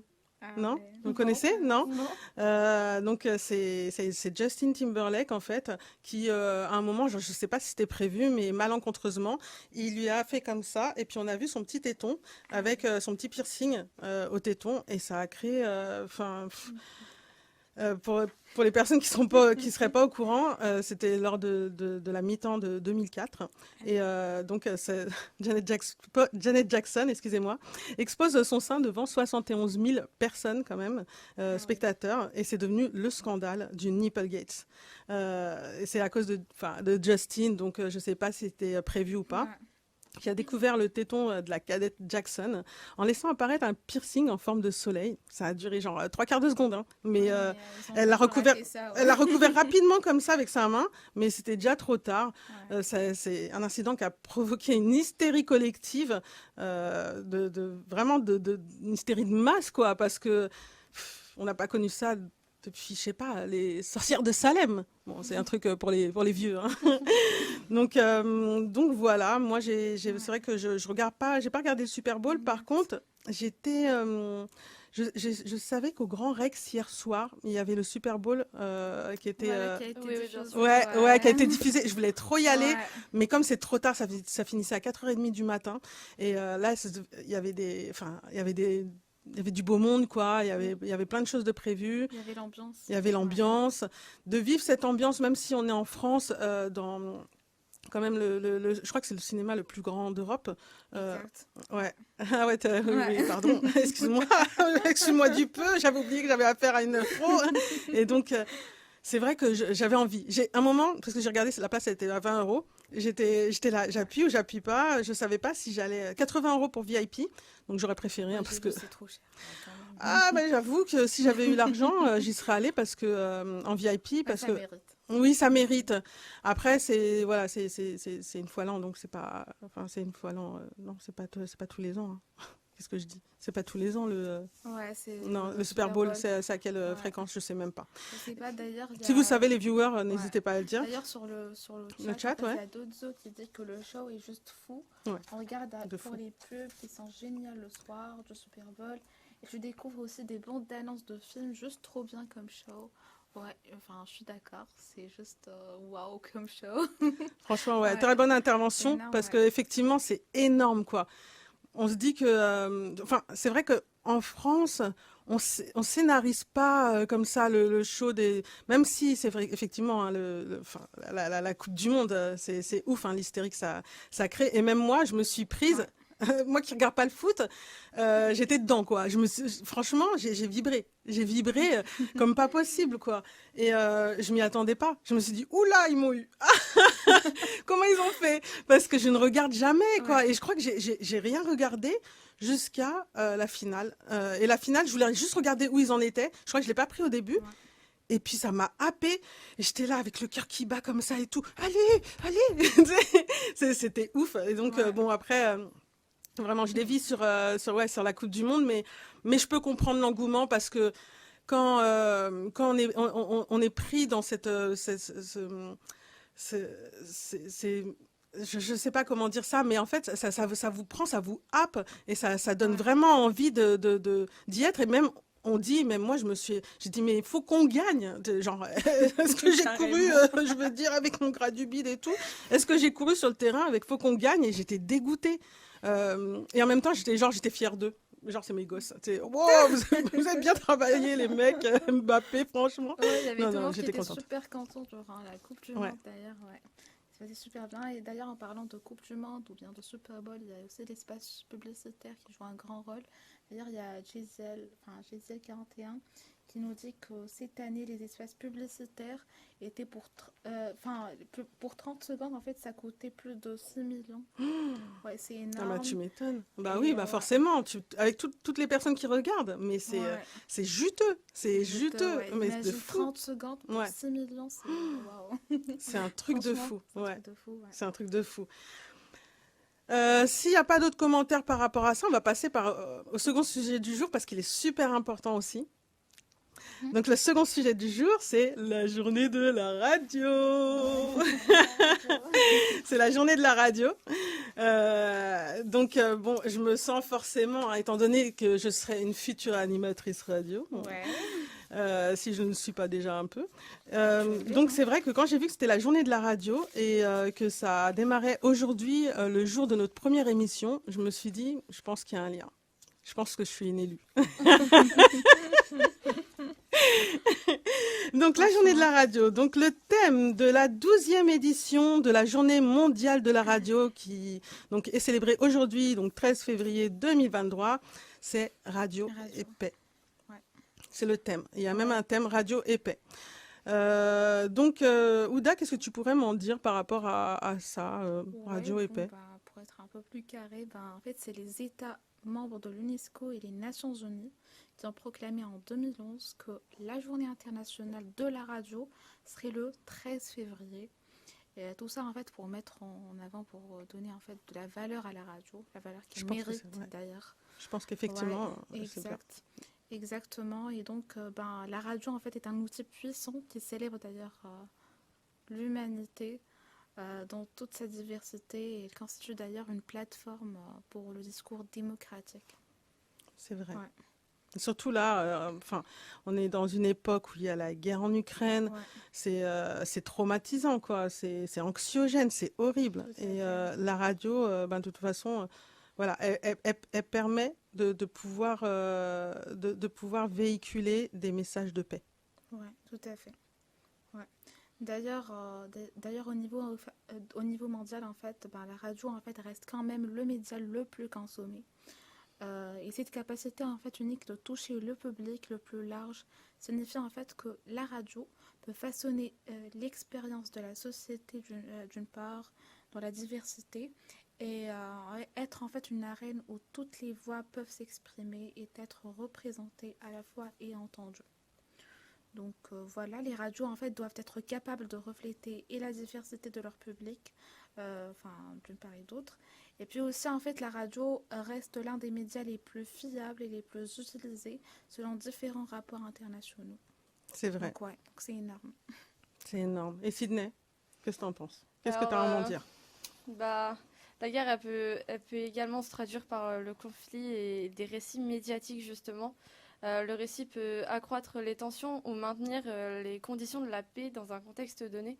Alors, en informant le grand public, les stations de radio façonnent l'opinion publique et créent un récit qui peut influencer les processus décisionnels nationaux et internationaux. Effectivement, donc la radio professionnelle modère les conflits et ou les tensions en empêchant leur escalade et en amenant des pourparlers de réconciliation et de reconstruction. Des programmes pertinents et des reportages indépendants constituent le fondement d'une démocratie durable et d'une bonne gouvernance en rassemblant des preuves de ce qui se passe, en informant les citoyens également de manière impartiale et factuelle, en expliquant les enjeux et en favorisant le dialogue entre les différents groupes de la société. C'est la raison pour laquelle le soutien de la radio indépendante doit être considéré comme une partie intégrante de la paix et de la stabilité. À l'occasion de la Journée mondiale de la radio 2023, l'UNESCO met en évidence que la radio indépendante est un pilier de la prévention des conflits et de la consolidation de la paix. On est des acteurs de la paix, nous, la team. Ah oui. Donc, Sydney, sans transition aucune, parce que c'est vrai qu'on a parlé de la radio et de la journée de la radio, ça compte. Je voulais qu'on focusons sur la radio, mais on vous a exposé en quoi la radio est importante. Il faut soutenir la radio et surtout la radio indépendante et les radios associatives également. Mais Sydney, c'est notre spécialiste d'une culture de la planète K-pop. Donc j'aimerais que tu nous racontes. On dit quoi, Sydney? Alors d'abord, la K-pop, qu'est-ce que c'est? C'est juste la pop sud-coréenne. C'est pas plus compliqué que ça. Alors pour commencer, les dernières sorties. Alors hier, Han Ji-sung, membre du groupe Stray Kids, a dévoilé le titre Volcano, et qu'il a écrit lui-même, ainsi qu'il a composé avec l'aide du leader du groupe Bangchan. Aujourd'hui, Kei de SHINee a sorti son deuxième album, nommé Killer, avec une chanson du même titre d'ailleurs. Le soliste Jay Park a réalisé aujourd'hui un single digital nommé Yesterday avec un clip du même nom et il a également sorti une chanson qui s'appelle Love is Ugly avec la chanteuse Wassa du groupe Mamamoo. Et c'est aussi aujourd'hui qu'un nouveau groupe a débuté, le groupe Triple S qui compte 10 membres pour le moment parce qu'il vise à s'étendre et à recueillir plus de membres. Elles ont débuté aujourd'hui avec leur premier mini-album et la chanson Rising. Donc voilà pour les sorties musicales d'aujourd'hui et du week-end. Également aujourd'hui, Lego a annoncé la sortie de produits inspirés par le groupe BTS, sortie inattendue, et notamment inspirée de la chanson Dynamite. Donc sur le site Lego, il y a d'ailleurs un compte à rebours qui se terminera dans 2 jours et quelques heures. Donc on verra à ce moment-là ce qu'il en sortira. Et pour terminer, je vais vous faire une recommandation musicale. Alors aujourd'hui, c'est une journée plutôt ensoleillée, donc je vais vous recommander une chanson qui va avec cette journée afin de continuer dans la bonne humeur. Et cette chanson est The View du groupe Stray Kids. Merci Sydney. Moi, j'aimerais savoir si tu vas acheter les Lego là qui vont sortir. Alors honnêtement, pas tant que ça, parce que c'est pas le groupe que j'écoute le plus, mais ça m'intéresse vraiment de voir justement ce qui va en sortir, par pure curiosité, savoir ce qui peut se faire. D'accord. Ok. Tu connaissais la K-pop du coup, Ouda? Dans la K-pop, je connais que les BTS. J'imagine que tout le monde en fait connaît les BTS et tout. Oui, Je connaissais pas. Ouais. c'est un des groupes les plus connus MDR. mondialement. D'accord. Pardon. Mais à part ça, j'avoue que je ne connais pas du tout, du tout. C'est très commercial en fait. C'est une culture qui prône le commerce des goodies un peu, non? Oui, vraiment, il y a tout un espace marketing autour. Il y a des grosses agences, un gros business derrière. Il y a beaucoup. Chaque groupe sort un album qui peut être vendu à vraiment plusieurs millions d'exemplaires dans le monde. C'est vraiment du gros business. Ouais, j'en ai appris beaucoup avec Sydney parce que je connaissais pas du tout cet univers de la K-pop. Je te remercie Sydney. On va faire une petite interlude parce que j'aimerais bien voir si je peux avoir la personne en interview. Ouais, en attendant, je vais lire le petit commentaire des autres. Ouais, dis-moi avant. Qui dit que, pour la recommandation de Sydney, il dit que c'est trop stylé comme musique. C'est vrai. Bien vu, Sid. Donc, merci à toi. Génial. Et puis... Ah bah, vous croyez qu'elles ne connaissent pas mes chroniqueuses, je veux dire. Bah oui, comme si j'avais choisi des personnes comme ça au hasard. Donc merci de participer sur le chat. On va juste couper les micros. Je vais essayer de rappeler la personne que je vais avoir en interview parce que du coup, sinon, je la remettrai un autre jour, mais c'est quand même dommage.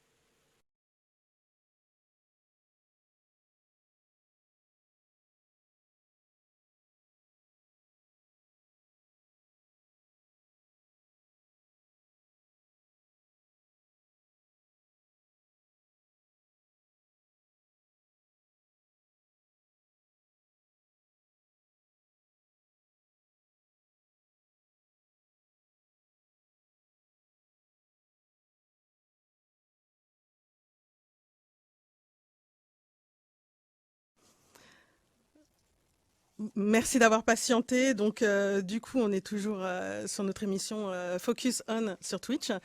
Alessandra? Alessandra? Oui, Bonjour. bonjour. Alors, attends, je t'entends mal. Alors, moi, je l'entends pas dans le... J'ai pas de retour, mais c'est... Toi, tu l'as le retour? D'accord. Bah, écoute, je vais poser les questions comme ça. Est-ce que toi, tu as le retour? Moi, je vous entends. Attends, on va faire comme ça parce que sinon, je ne peux pas poser les questions. Ah non, attends, je vais essayer avec l'autre. Ok. Juste quelques secondes. Attends. Vas-y, on va voir. Ouais, c'est super. Là, j'ai le retour. Super. Bon, bah, génial. Bah, écoute, Alessandra, je te remercie vraiment d'avoir déjà répondu présente parce que je t'ai vraiment sollicité la semaine dernière vraiment très rapidement parce que tout s'est fait très rapidement. Je te remercie également parce que tout à l'heure, suite à un problème technique, on n'a pas pu t'appeler. Donc, je te remercie de te libérer alors que c'était pas prévu à ce moment-là. Donc, merci à toi. Ok, pas de souci.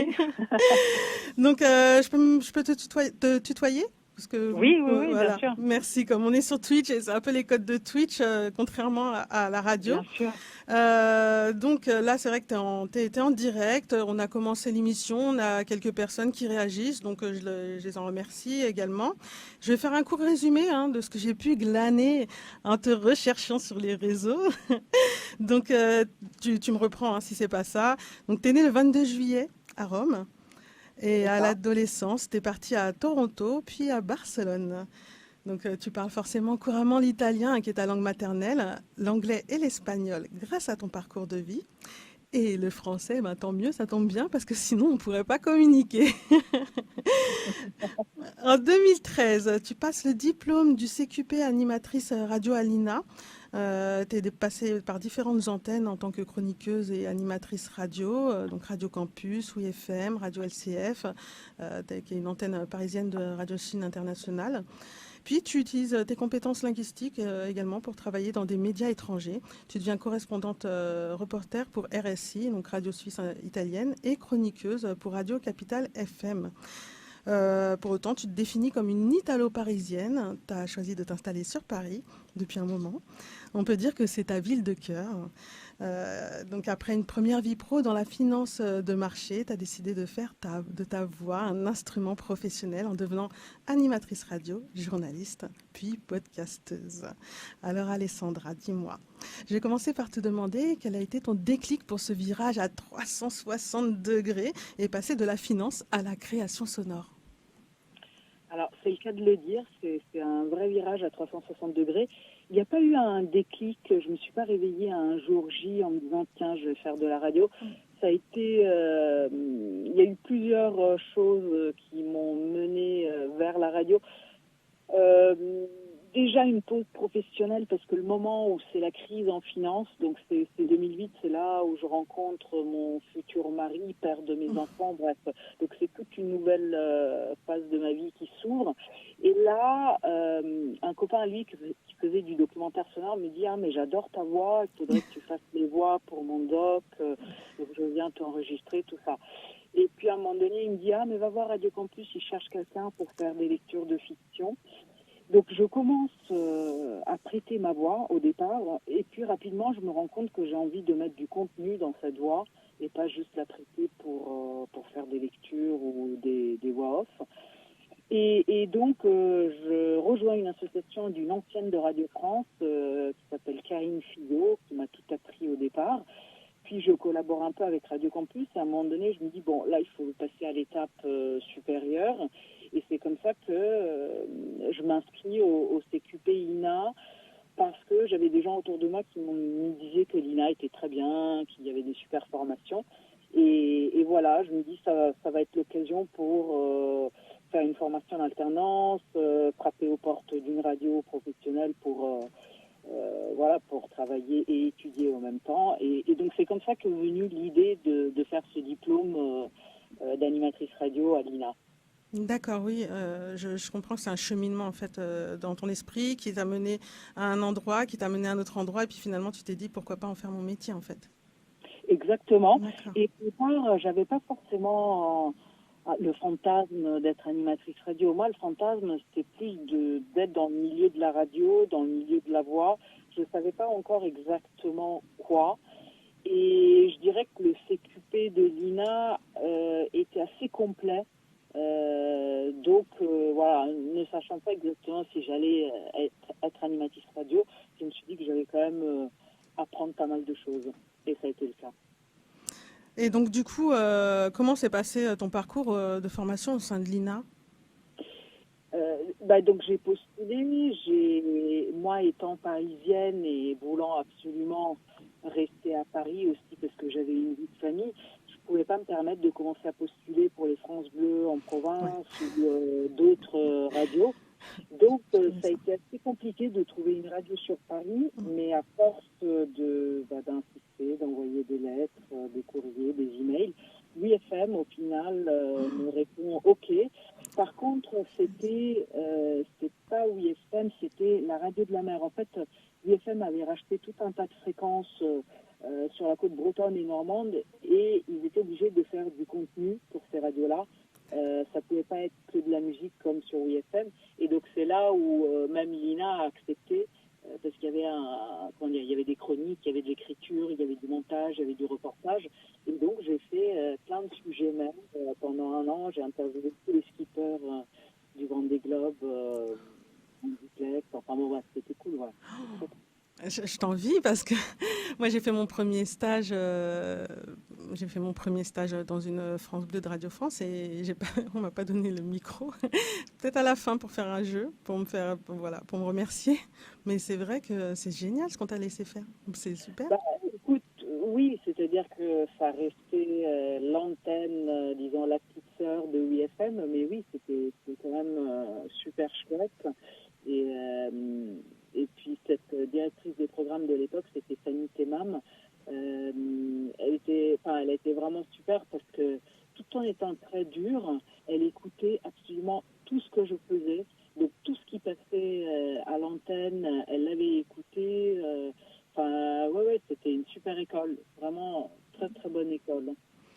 Est-ce que ta représentation du métier a changé pendant ton apprentissage du métier d'animatrice radio ? Tu veux dire, est-ce que ma vision du métier d'animatrice radio pendant... Non, je pense que ça correspondait pas mal à ce à quoi je m'attendais. Après, je dirais que moi, ça m'a un peu reconfortée dans le sens où je savais que je ne serais pas animatrice radio, forcément, que j'avais un profil plus journalistique et de reporteuse. Et donc d'intervieweuse. Moi, c'est vraiment ça que j'aime faire. Donc, oui, j'ai animé après 3-4 ans sur LCF, la Chine en français, des émissions économiques au départ, puis culturelles, puis santé. Mais je pense que dans l'âme, au fond, je reste quelqu'un qui aime interviewer des gens et qui aime être sur le terrain. Donc non, je dirais, pour répondre à ta question, excuse-moi, j'ai fait un peu un... Non, t'as raison. Non, justement, je suis friand de ton retour parce que on vit à quelques années de différence la même chose et peut-être que justement nos parcours de vie font qu'on avait une représentation différente. Toi, parce que tu avais déjà un pied dans la radio et que de toute façon, tu n'as fait que conforter. Et moi, j'arrive dans la radio, donc... forcément, peut-être que la représentation que je m'en faisais n'est pas ce qu'est la radio, parce que ma représentation était certainement très fantasmée. En tout cas, je dirais que pour moi, l'animateur radio, c'est bien d'y croire, d'avoir envie, le désir reste le moteur numéro 1, je pense, de ce métier. Et des métiers dans ce domaine plus largement. Mais il faut après devenir peut-être un peu un couteau suisse. En tout cas, moi, c'est ce qui m'a permis de continuer à travailler dans ce milieu-là. Parce que si on se dit non, il faut absolument être à l'antenne tous les jours et faire le métier d'animateur avec un grand A, comme on le voit dans les films, peut-être que ça risque d'être un peu compliqué de rester en poste tout le temps. Voilà, c'est peut-être ça que je peux dire par rapport à mon parcours. Mais du coup, tu avais déjà un diplôme. Alors là, c'est vraiment une question par rapport à ton parcours à toi. Tu avais déjà un diplôme de journalisme ? Non, moi j'avais une maîtrise en sciences politiques à l'université de Rome et j'avais fait un master en finance de marché après à Paris en travaillant chez Rothschild. Donc j'avais un bac +5. Donc non, moi j'avais pas encore un diplôme de journalisme. Moi, disons que le métier de journaliste, je l'ai appris sur le terrain et énormément quand je suis devenue correspondante pour la radio suisse italienne après les attentats du Bataclan.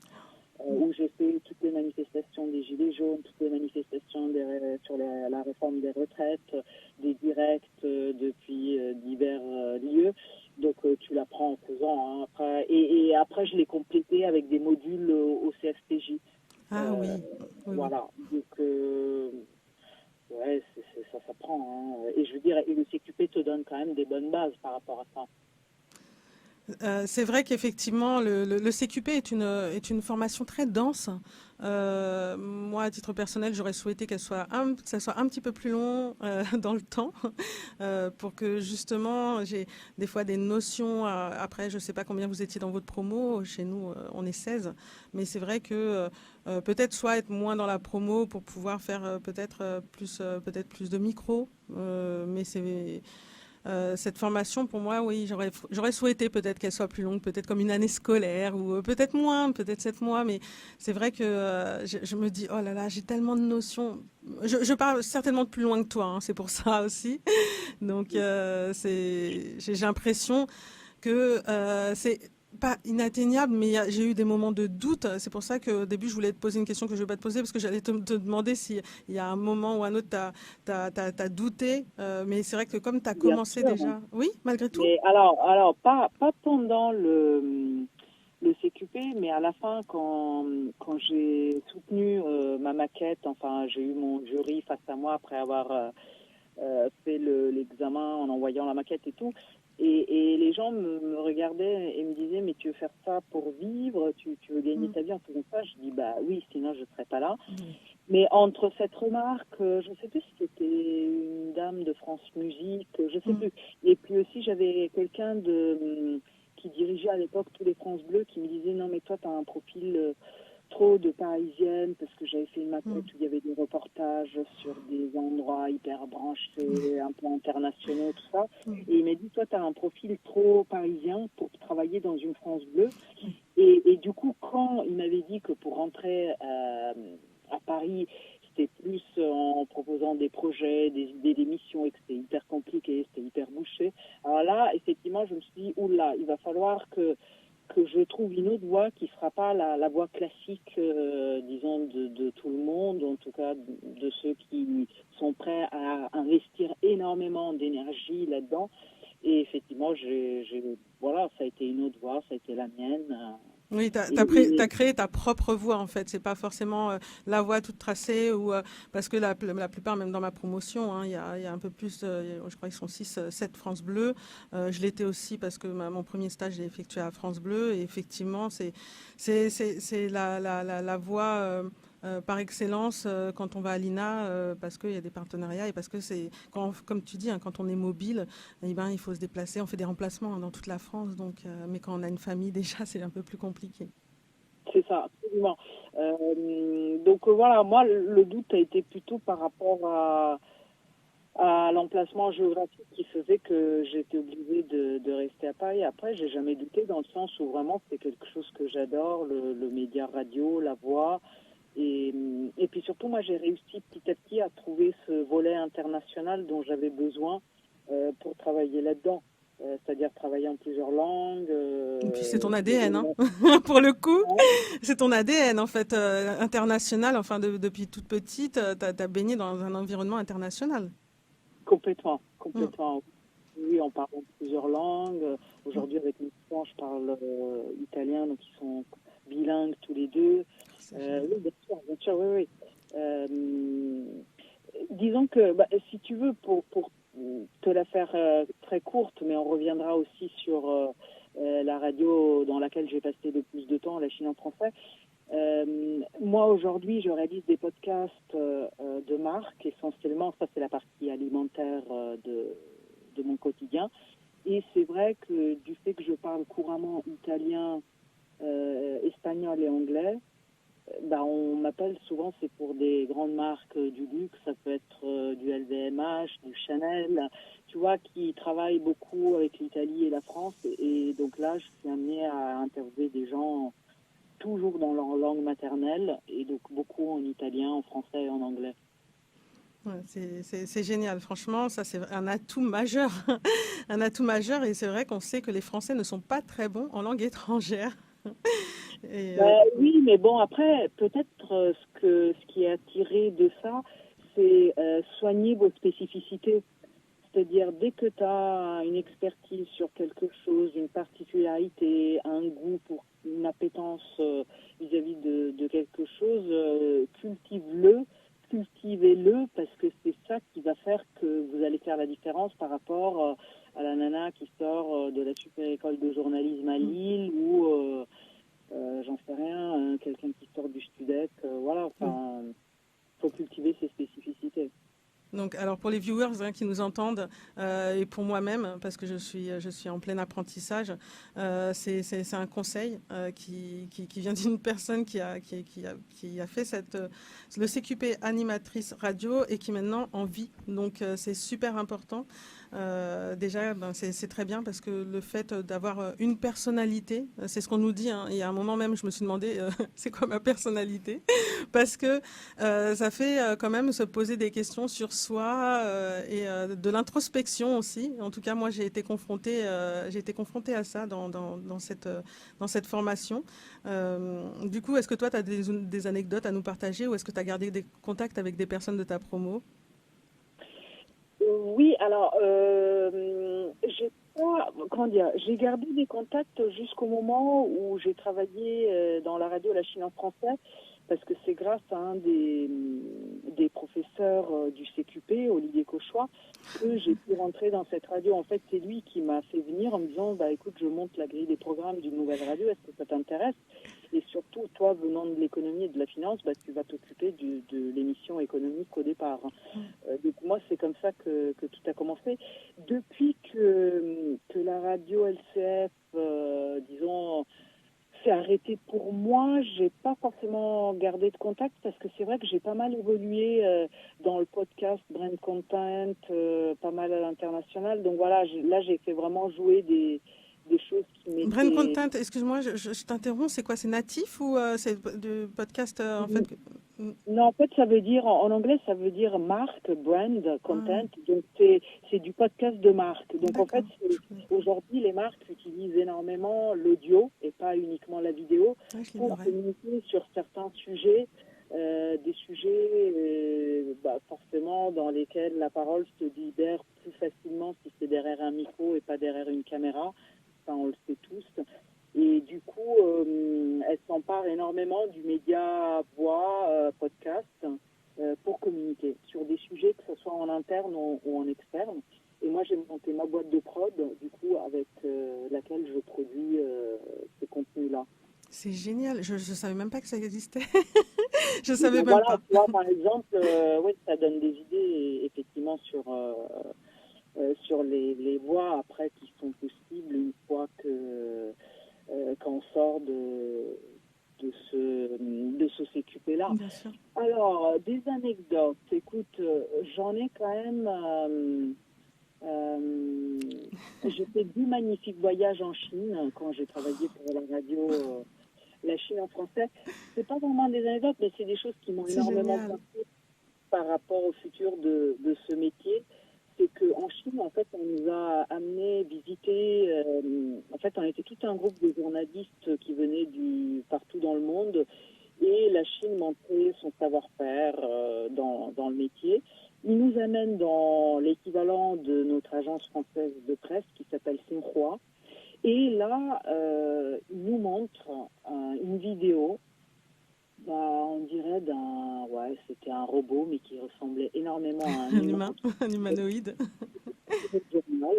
Avec une voix, écoute, qui n'était pas si mal que ça. Et donc, moi, en sortant de là, je me suis dit, oh mon Dieu, mais comment est-ce possible? Ça veut dire en gros que notre métier, bientôt, il sera remplacé par de l'intelligence artificielle. Ouais, on en parle beaucoup. Va donner de mieux en mieux nos voix.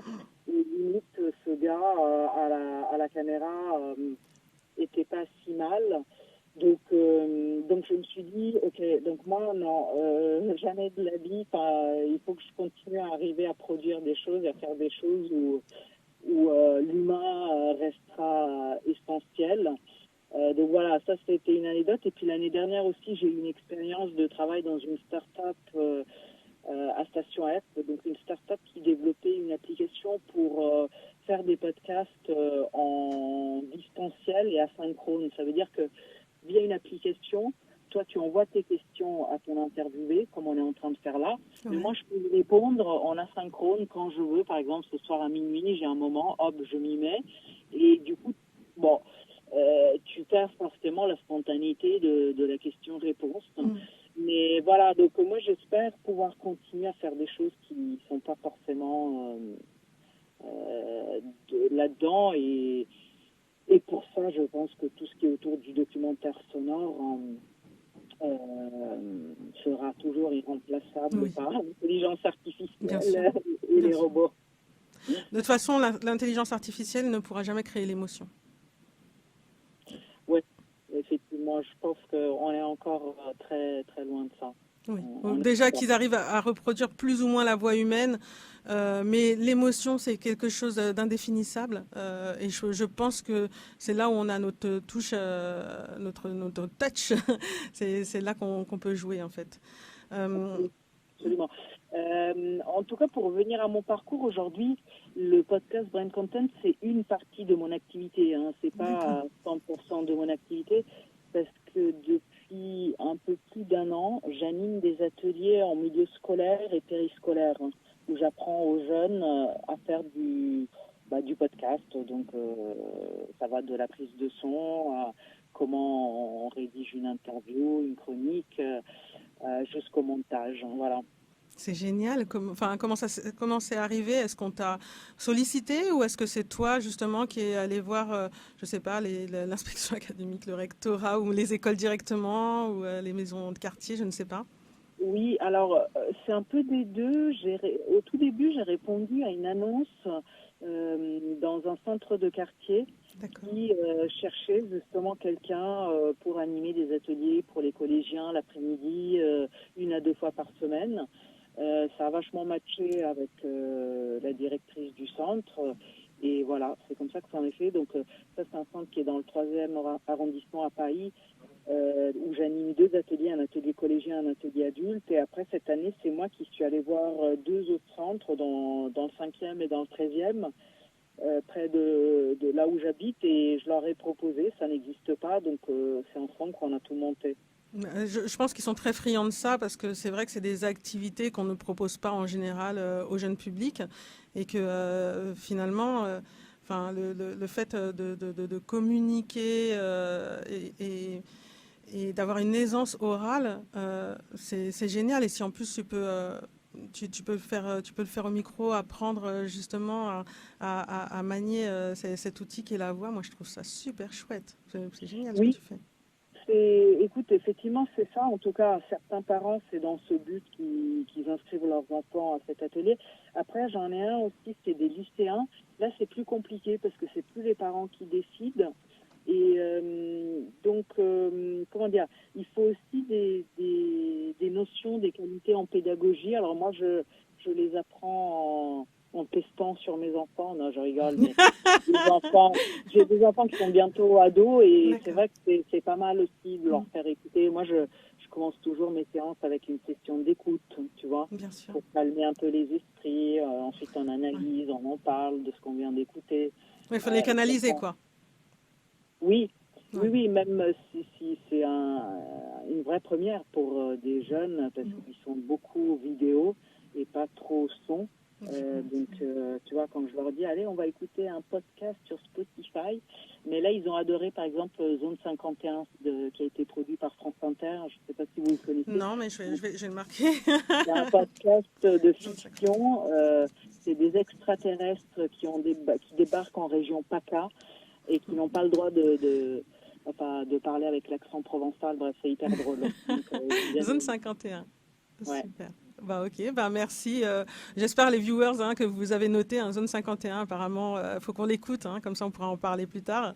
Est-ce que tu penses qu'on peut se lancer dans le CQP, donc le certificat de qualification professionnelle animateur radio à n'importe quel âge? Ah oui, là pour le coup, je pense que oui. Après, si l'idée c'est d'en vivre, je dirais qu'il vaut mieux, si on n'est pas tout jeune, avoir soit un petit matelas à côté pour se dire que dans les temps durs, vu que après tu deviens quasi indépendante, en tout cas tu n'as plus un CDI. Oui, je comprends. Tu n'es plus lié au CDI, mais tu deviens ton propre patron en publiant du contenu, en tout cas en créant du contenu.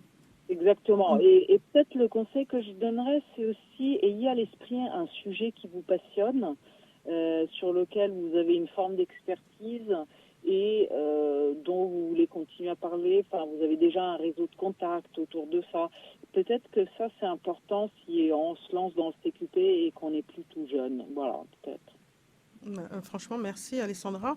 Après, j'ai encore une dernière question, parce que dans ton podcast, que j'ai plusieurs, pour le coup, c'est des petits bouts. Alors, je ne sais pas si c'était des podcasts dans leur intégralité ou que des petits bouts, mais j'ai entendu que tu parlais de refuge, du refuge et de ce rocher sur la plage de Lorito, au sud de Naples. Bah oui. D'ailleurs, c'est un projet qui a évolué, mais vas-y. D'accord.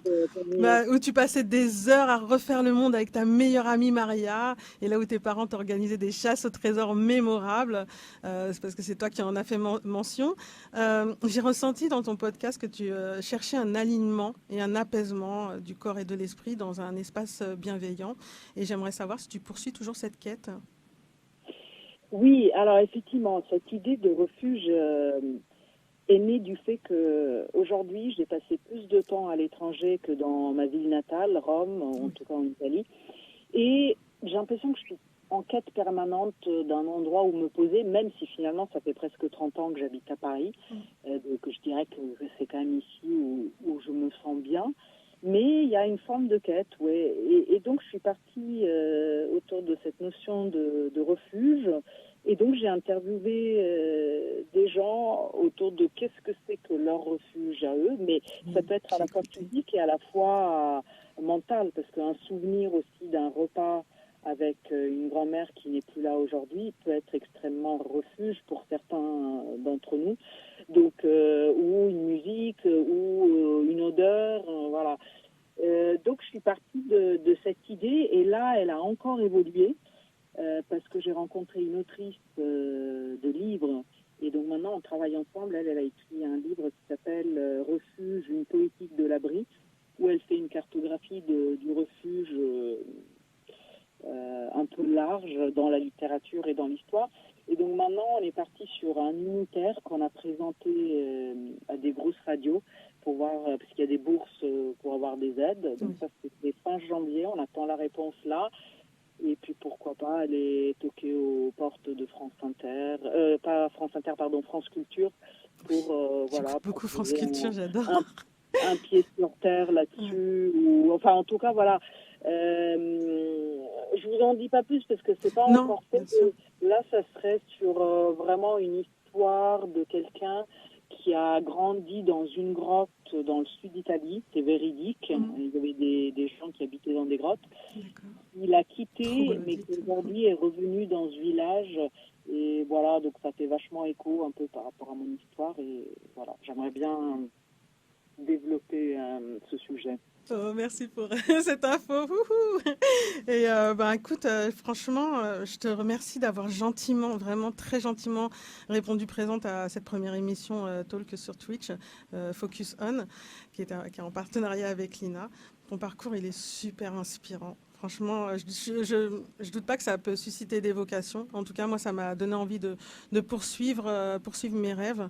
Et franchement, merci. Merci Alessandra. Et merci d'avoir aussi patienté, parce que là, c'est la première et que c'était un peu cafouillage. Mais merci à toi.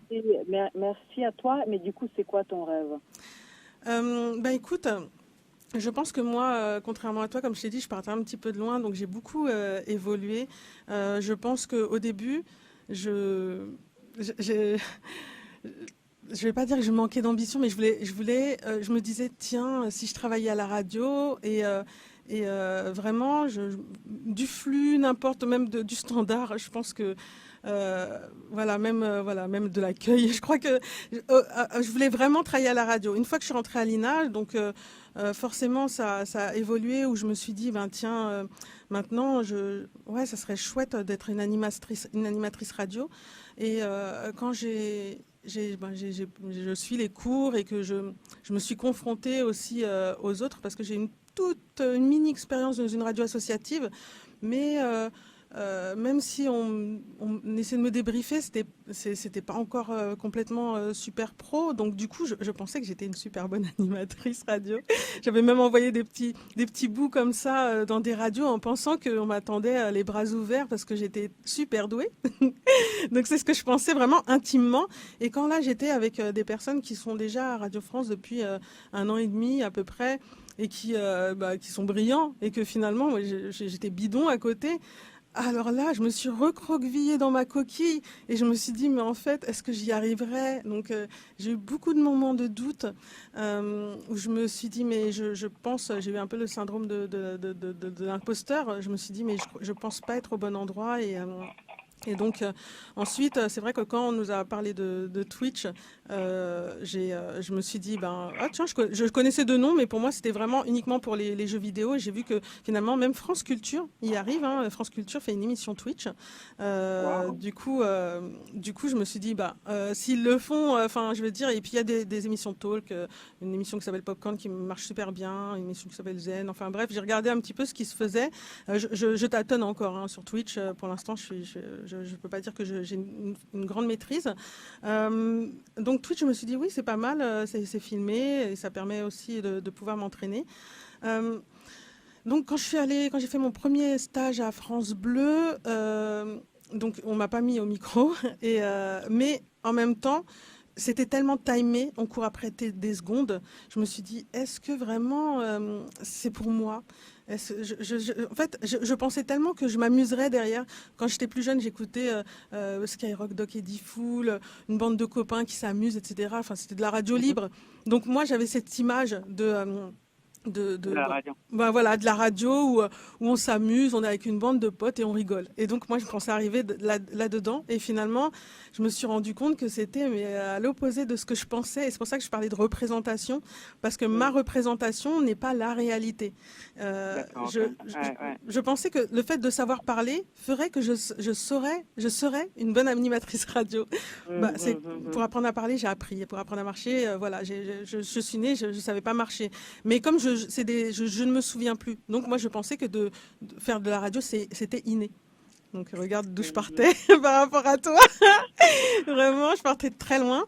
Et donc finalement, vu que moi j'ai un papa qui était musicien, qui est décédé il y a très longtemps, dans les années 80, et que j'ai retrouvé certaines choses, même dans les archives de l'INA, finalement, je me suis dit, et si je faisais un documentaire sur lui? En fait, ça m'a ramené vers d'autres choses, même vers le podcast. Voilà, exactement.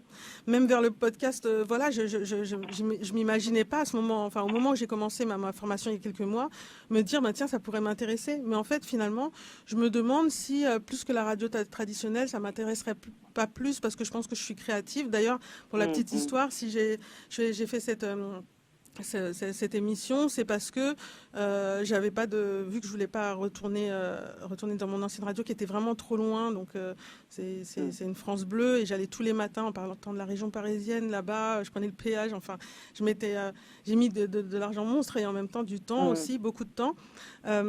En 1 mois, j'ai pas eu le temps de retrouver un autre stage et finalement, je me suis dit mais en fait, j'ai tout le matériel pour pouvoir faire un bon stage ici. C'est comme quand tu recherches l'homme de ta vie et que c'est ton voisin. Là, je me suis dit mais en fait, voilà. autant faire mon mot de la fin. C'est ça. C'est ça. Mais oui, il faut se détacher du cadre classique de la radio et moi je vois que les gens qui s'amusent beaucoup c'est des gens aussi qui proposent leur sujet donc tu as un sujet en tête, toi tu veux faire un documentaire sur ton père mais fonce si en plus il y a des archives INA et tout, il y a plein de bourses qui existent là pour avoir des aides évidemment il y a attention je t'en numéro Hein? J'ai dit attention, j'ai ton numéro. Oui, non, mais Je avec rigole. plaisir, si tu veux, on en parlera. Mais c'est sûr que c'est vers ça où il faut aller. Tout en ayant peut-être autre chose à côté ou avec cet aspect un peu couteau suisse où on fait plusieurs choses à la fois. Exactement. Mais ouais, c'est sûr, je peux pas te dire l'inverse. Et puis j'ai quand même, tu vois, là ça sera le lundi, mardi, jeudi, vendredi parce que je suis aussi en stage à Move où je vais faire des micro-trottoirs. Donc j'ai quand même eu un stage in extremis D'accord. le jeudi, je crois, alors que je prenais le lundi mon stage. Donc c'était le jeudi D'accord. précédent. Donc c'est vraiment, tout s'est fait dans la précipitation. Mais en fait, j'allie le côté, je bouffe du micro comme ce dont j'avais envie. Et puis finalement, je monte en compétence également à l'aspect technique. Donc merci Move, merci Super, Radio hein. France. Donc Super. voilà, ouais, parce que j'ai vraiment cette chance. En tout cas, Alessandra, Bon, je te remercie. eh ben merci Merci à toi. et bonne chance. Merci, c'est très gentil. Je te souhaite une bonne fin de journée. Et du coup, je vais remercier également Lina et spécialement Akira qui m'a fait confiance pour cette émission et qui m'a permis justement d'aller au bout de mon idée. Donc bien sûr notre invitée du jour, je la remercie amplement parce que c'est la première à avoir accepté comme ça de participer à cette émission. D'ailleurs, Super. Et n'hésite pas à partager tout ça une fois que ça sera en ligne. Bah oui, je vais essayer de le mettre.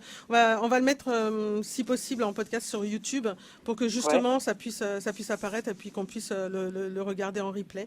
Donc merci à toi, Alessandra. Bonne fin de journée. Big up à ma Dream Team. Hein. Ouais, merci. Merci à Bravo vous. encore et bonne continuation. Merci Alessandra. Merci, Ciao. Merci, Ciao. au revoir. Et puis il y a même les gens sur le chat en fait qui remercient énormément Alexandra. Ah, c'est gentil. Il y a d'autres qui disent que c'est trop cool, de vrais conseils pratiques et trop cool comme parcours, donc une vraie touche à tout. Donc voilà, c'est quand même énorme comme expérience et comme parcours, je trouve. Tu peux venir nous rejoindre à Sydney parce que j'aimerais bien que pour la fin on puisse se réunir. On a commencé un peu en retard, même si on finit à 17h et des poussières. Quoi. Parce que ce serait bien qu'elle puisse aussi... Donc, en fait, s'exprimer. Je pense que là, en l'occurrence, moi, ce que je voulais avoir, c'était surtout une personne qui est passée par mon parcours. Tu vois, moi, j'ai eu des moments de doute. Alessandra, un peu moins. Je trouve que c'est bien aussi d'avoir le retour de personnes qui ont eu la même expérience, parce que c'est une expérience vraiment qui est forte en émotions. C'est vrai, tout à l'heure, je parlais d'émotions, etc. Moi, depuis que j'ai intégré l'INA, j'ai vraiment changé du tout au tout en me disant je vais faire ci, mais non, peut-être c'est pas fait pour moi, je vais faire ça, etc. Tiens, il y a Sydney qui nous rejoint. Toi, Sydney, tu trouves que c'est intéressant aussi les retours d'expérience des stagiaires qui sont passés par l'INA? Bah oui, je trouve que c'est super intéressant de savoir jusqu'où on peut aller en fait avec tout ce qu'on apprend. Ça donne vraiment l'envie de continuer justement. Moi, dans ma promo, ça part de 20 ans. C'est le plus jeune et le plus âgé, il a 53 ans. Donc c'est pour ça que cette émission elle sert aussi à dire poursuivez vos rêves, quoi. Il n'y a aucun moment. Je pense que les barrières, les limites, on se les met nous-mêmes. Ouais, c'est dans nos têtes, en fait. Exactement. Les limites, on se les met nous-mêmes. Moi-même, quand j'ai débuté ma formation, il y a plein de choses qui se dressaient contre moi et j'ai jamais lâché. Et je pense que c'est le truc qu'on me reconnaîtra le plus, que ce soit dans ma promo ou dans ma vie en général. C'est vraiment le fait d'avoir un projet et de ne jamais lâcher. Il y a toujours possibilité de trouver des solutions. Et donc, voilà. Moi, en tout cas, c'est vraiment le message que je voulais partager. Du coup... si vous avez quelque chose à rajouter, les filles? Non. Donc, nous, c'est quoi notre projet à nous, hein, les filles? C'est de créer notre propre légende. Bien sûr. Bah oui, chacun, on est acteur de nos vies, on va créer notre propre légende. Donc c'était le talk Focus avec Lina. Donc on se retrouve demain à 15h, on va essayer d'être à l'heure cette fois-ci. Après, voilà, on avait 7 minutes en retard, mais on a eu plein d'aléas, notamment là, vous avez pu voir pour l'interview, mais également, on aura notre collègue Réal, normalement, qui sera là demain. Il y a eu un empêchement aujourd'hui. Donc on lui fait des gros bisous. Et puis merci à ma team, merci à Sydney d'avoir géré un aller-retour. Merci Ouda, parce que je trouve que ta chronique ciné, elle m'a donné trop envie. Et puis je remercie les personnes qui nous ont suivis, les personnes qui sont intervenues sur le chat. Parce que ça fait une réelle interaction. S'il y a des choses qu'ils veulent savoir, comment, je sais pas, des questions qu'ils veulent poser, parce que demain, on aura, donc demain, Saint-Valentin, les filles. Saint-Valentin, les filles. Donc, ce sera notre sujet du jour, mais on a reçu un invité et il sera sur place. Un jeune homme qui a fait sa formation ici. Il nous en parlera un peu plus. Donc, merci à vous. Bonne fin de journée et Merci. ciao, ciao la team. Ciao. Salut. Au revoir les viewers.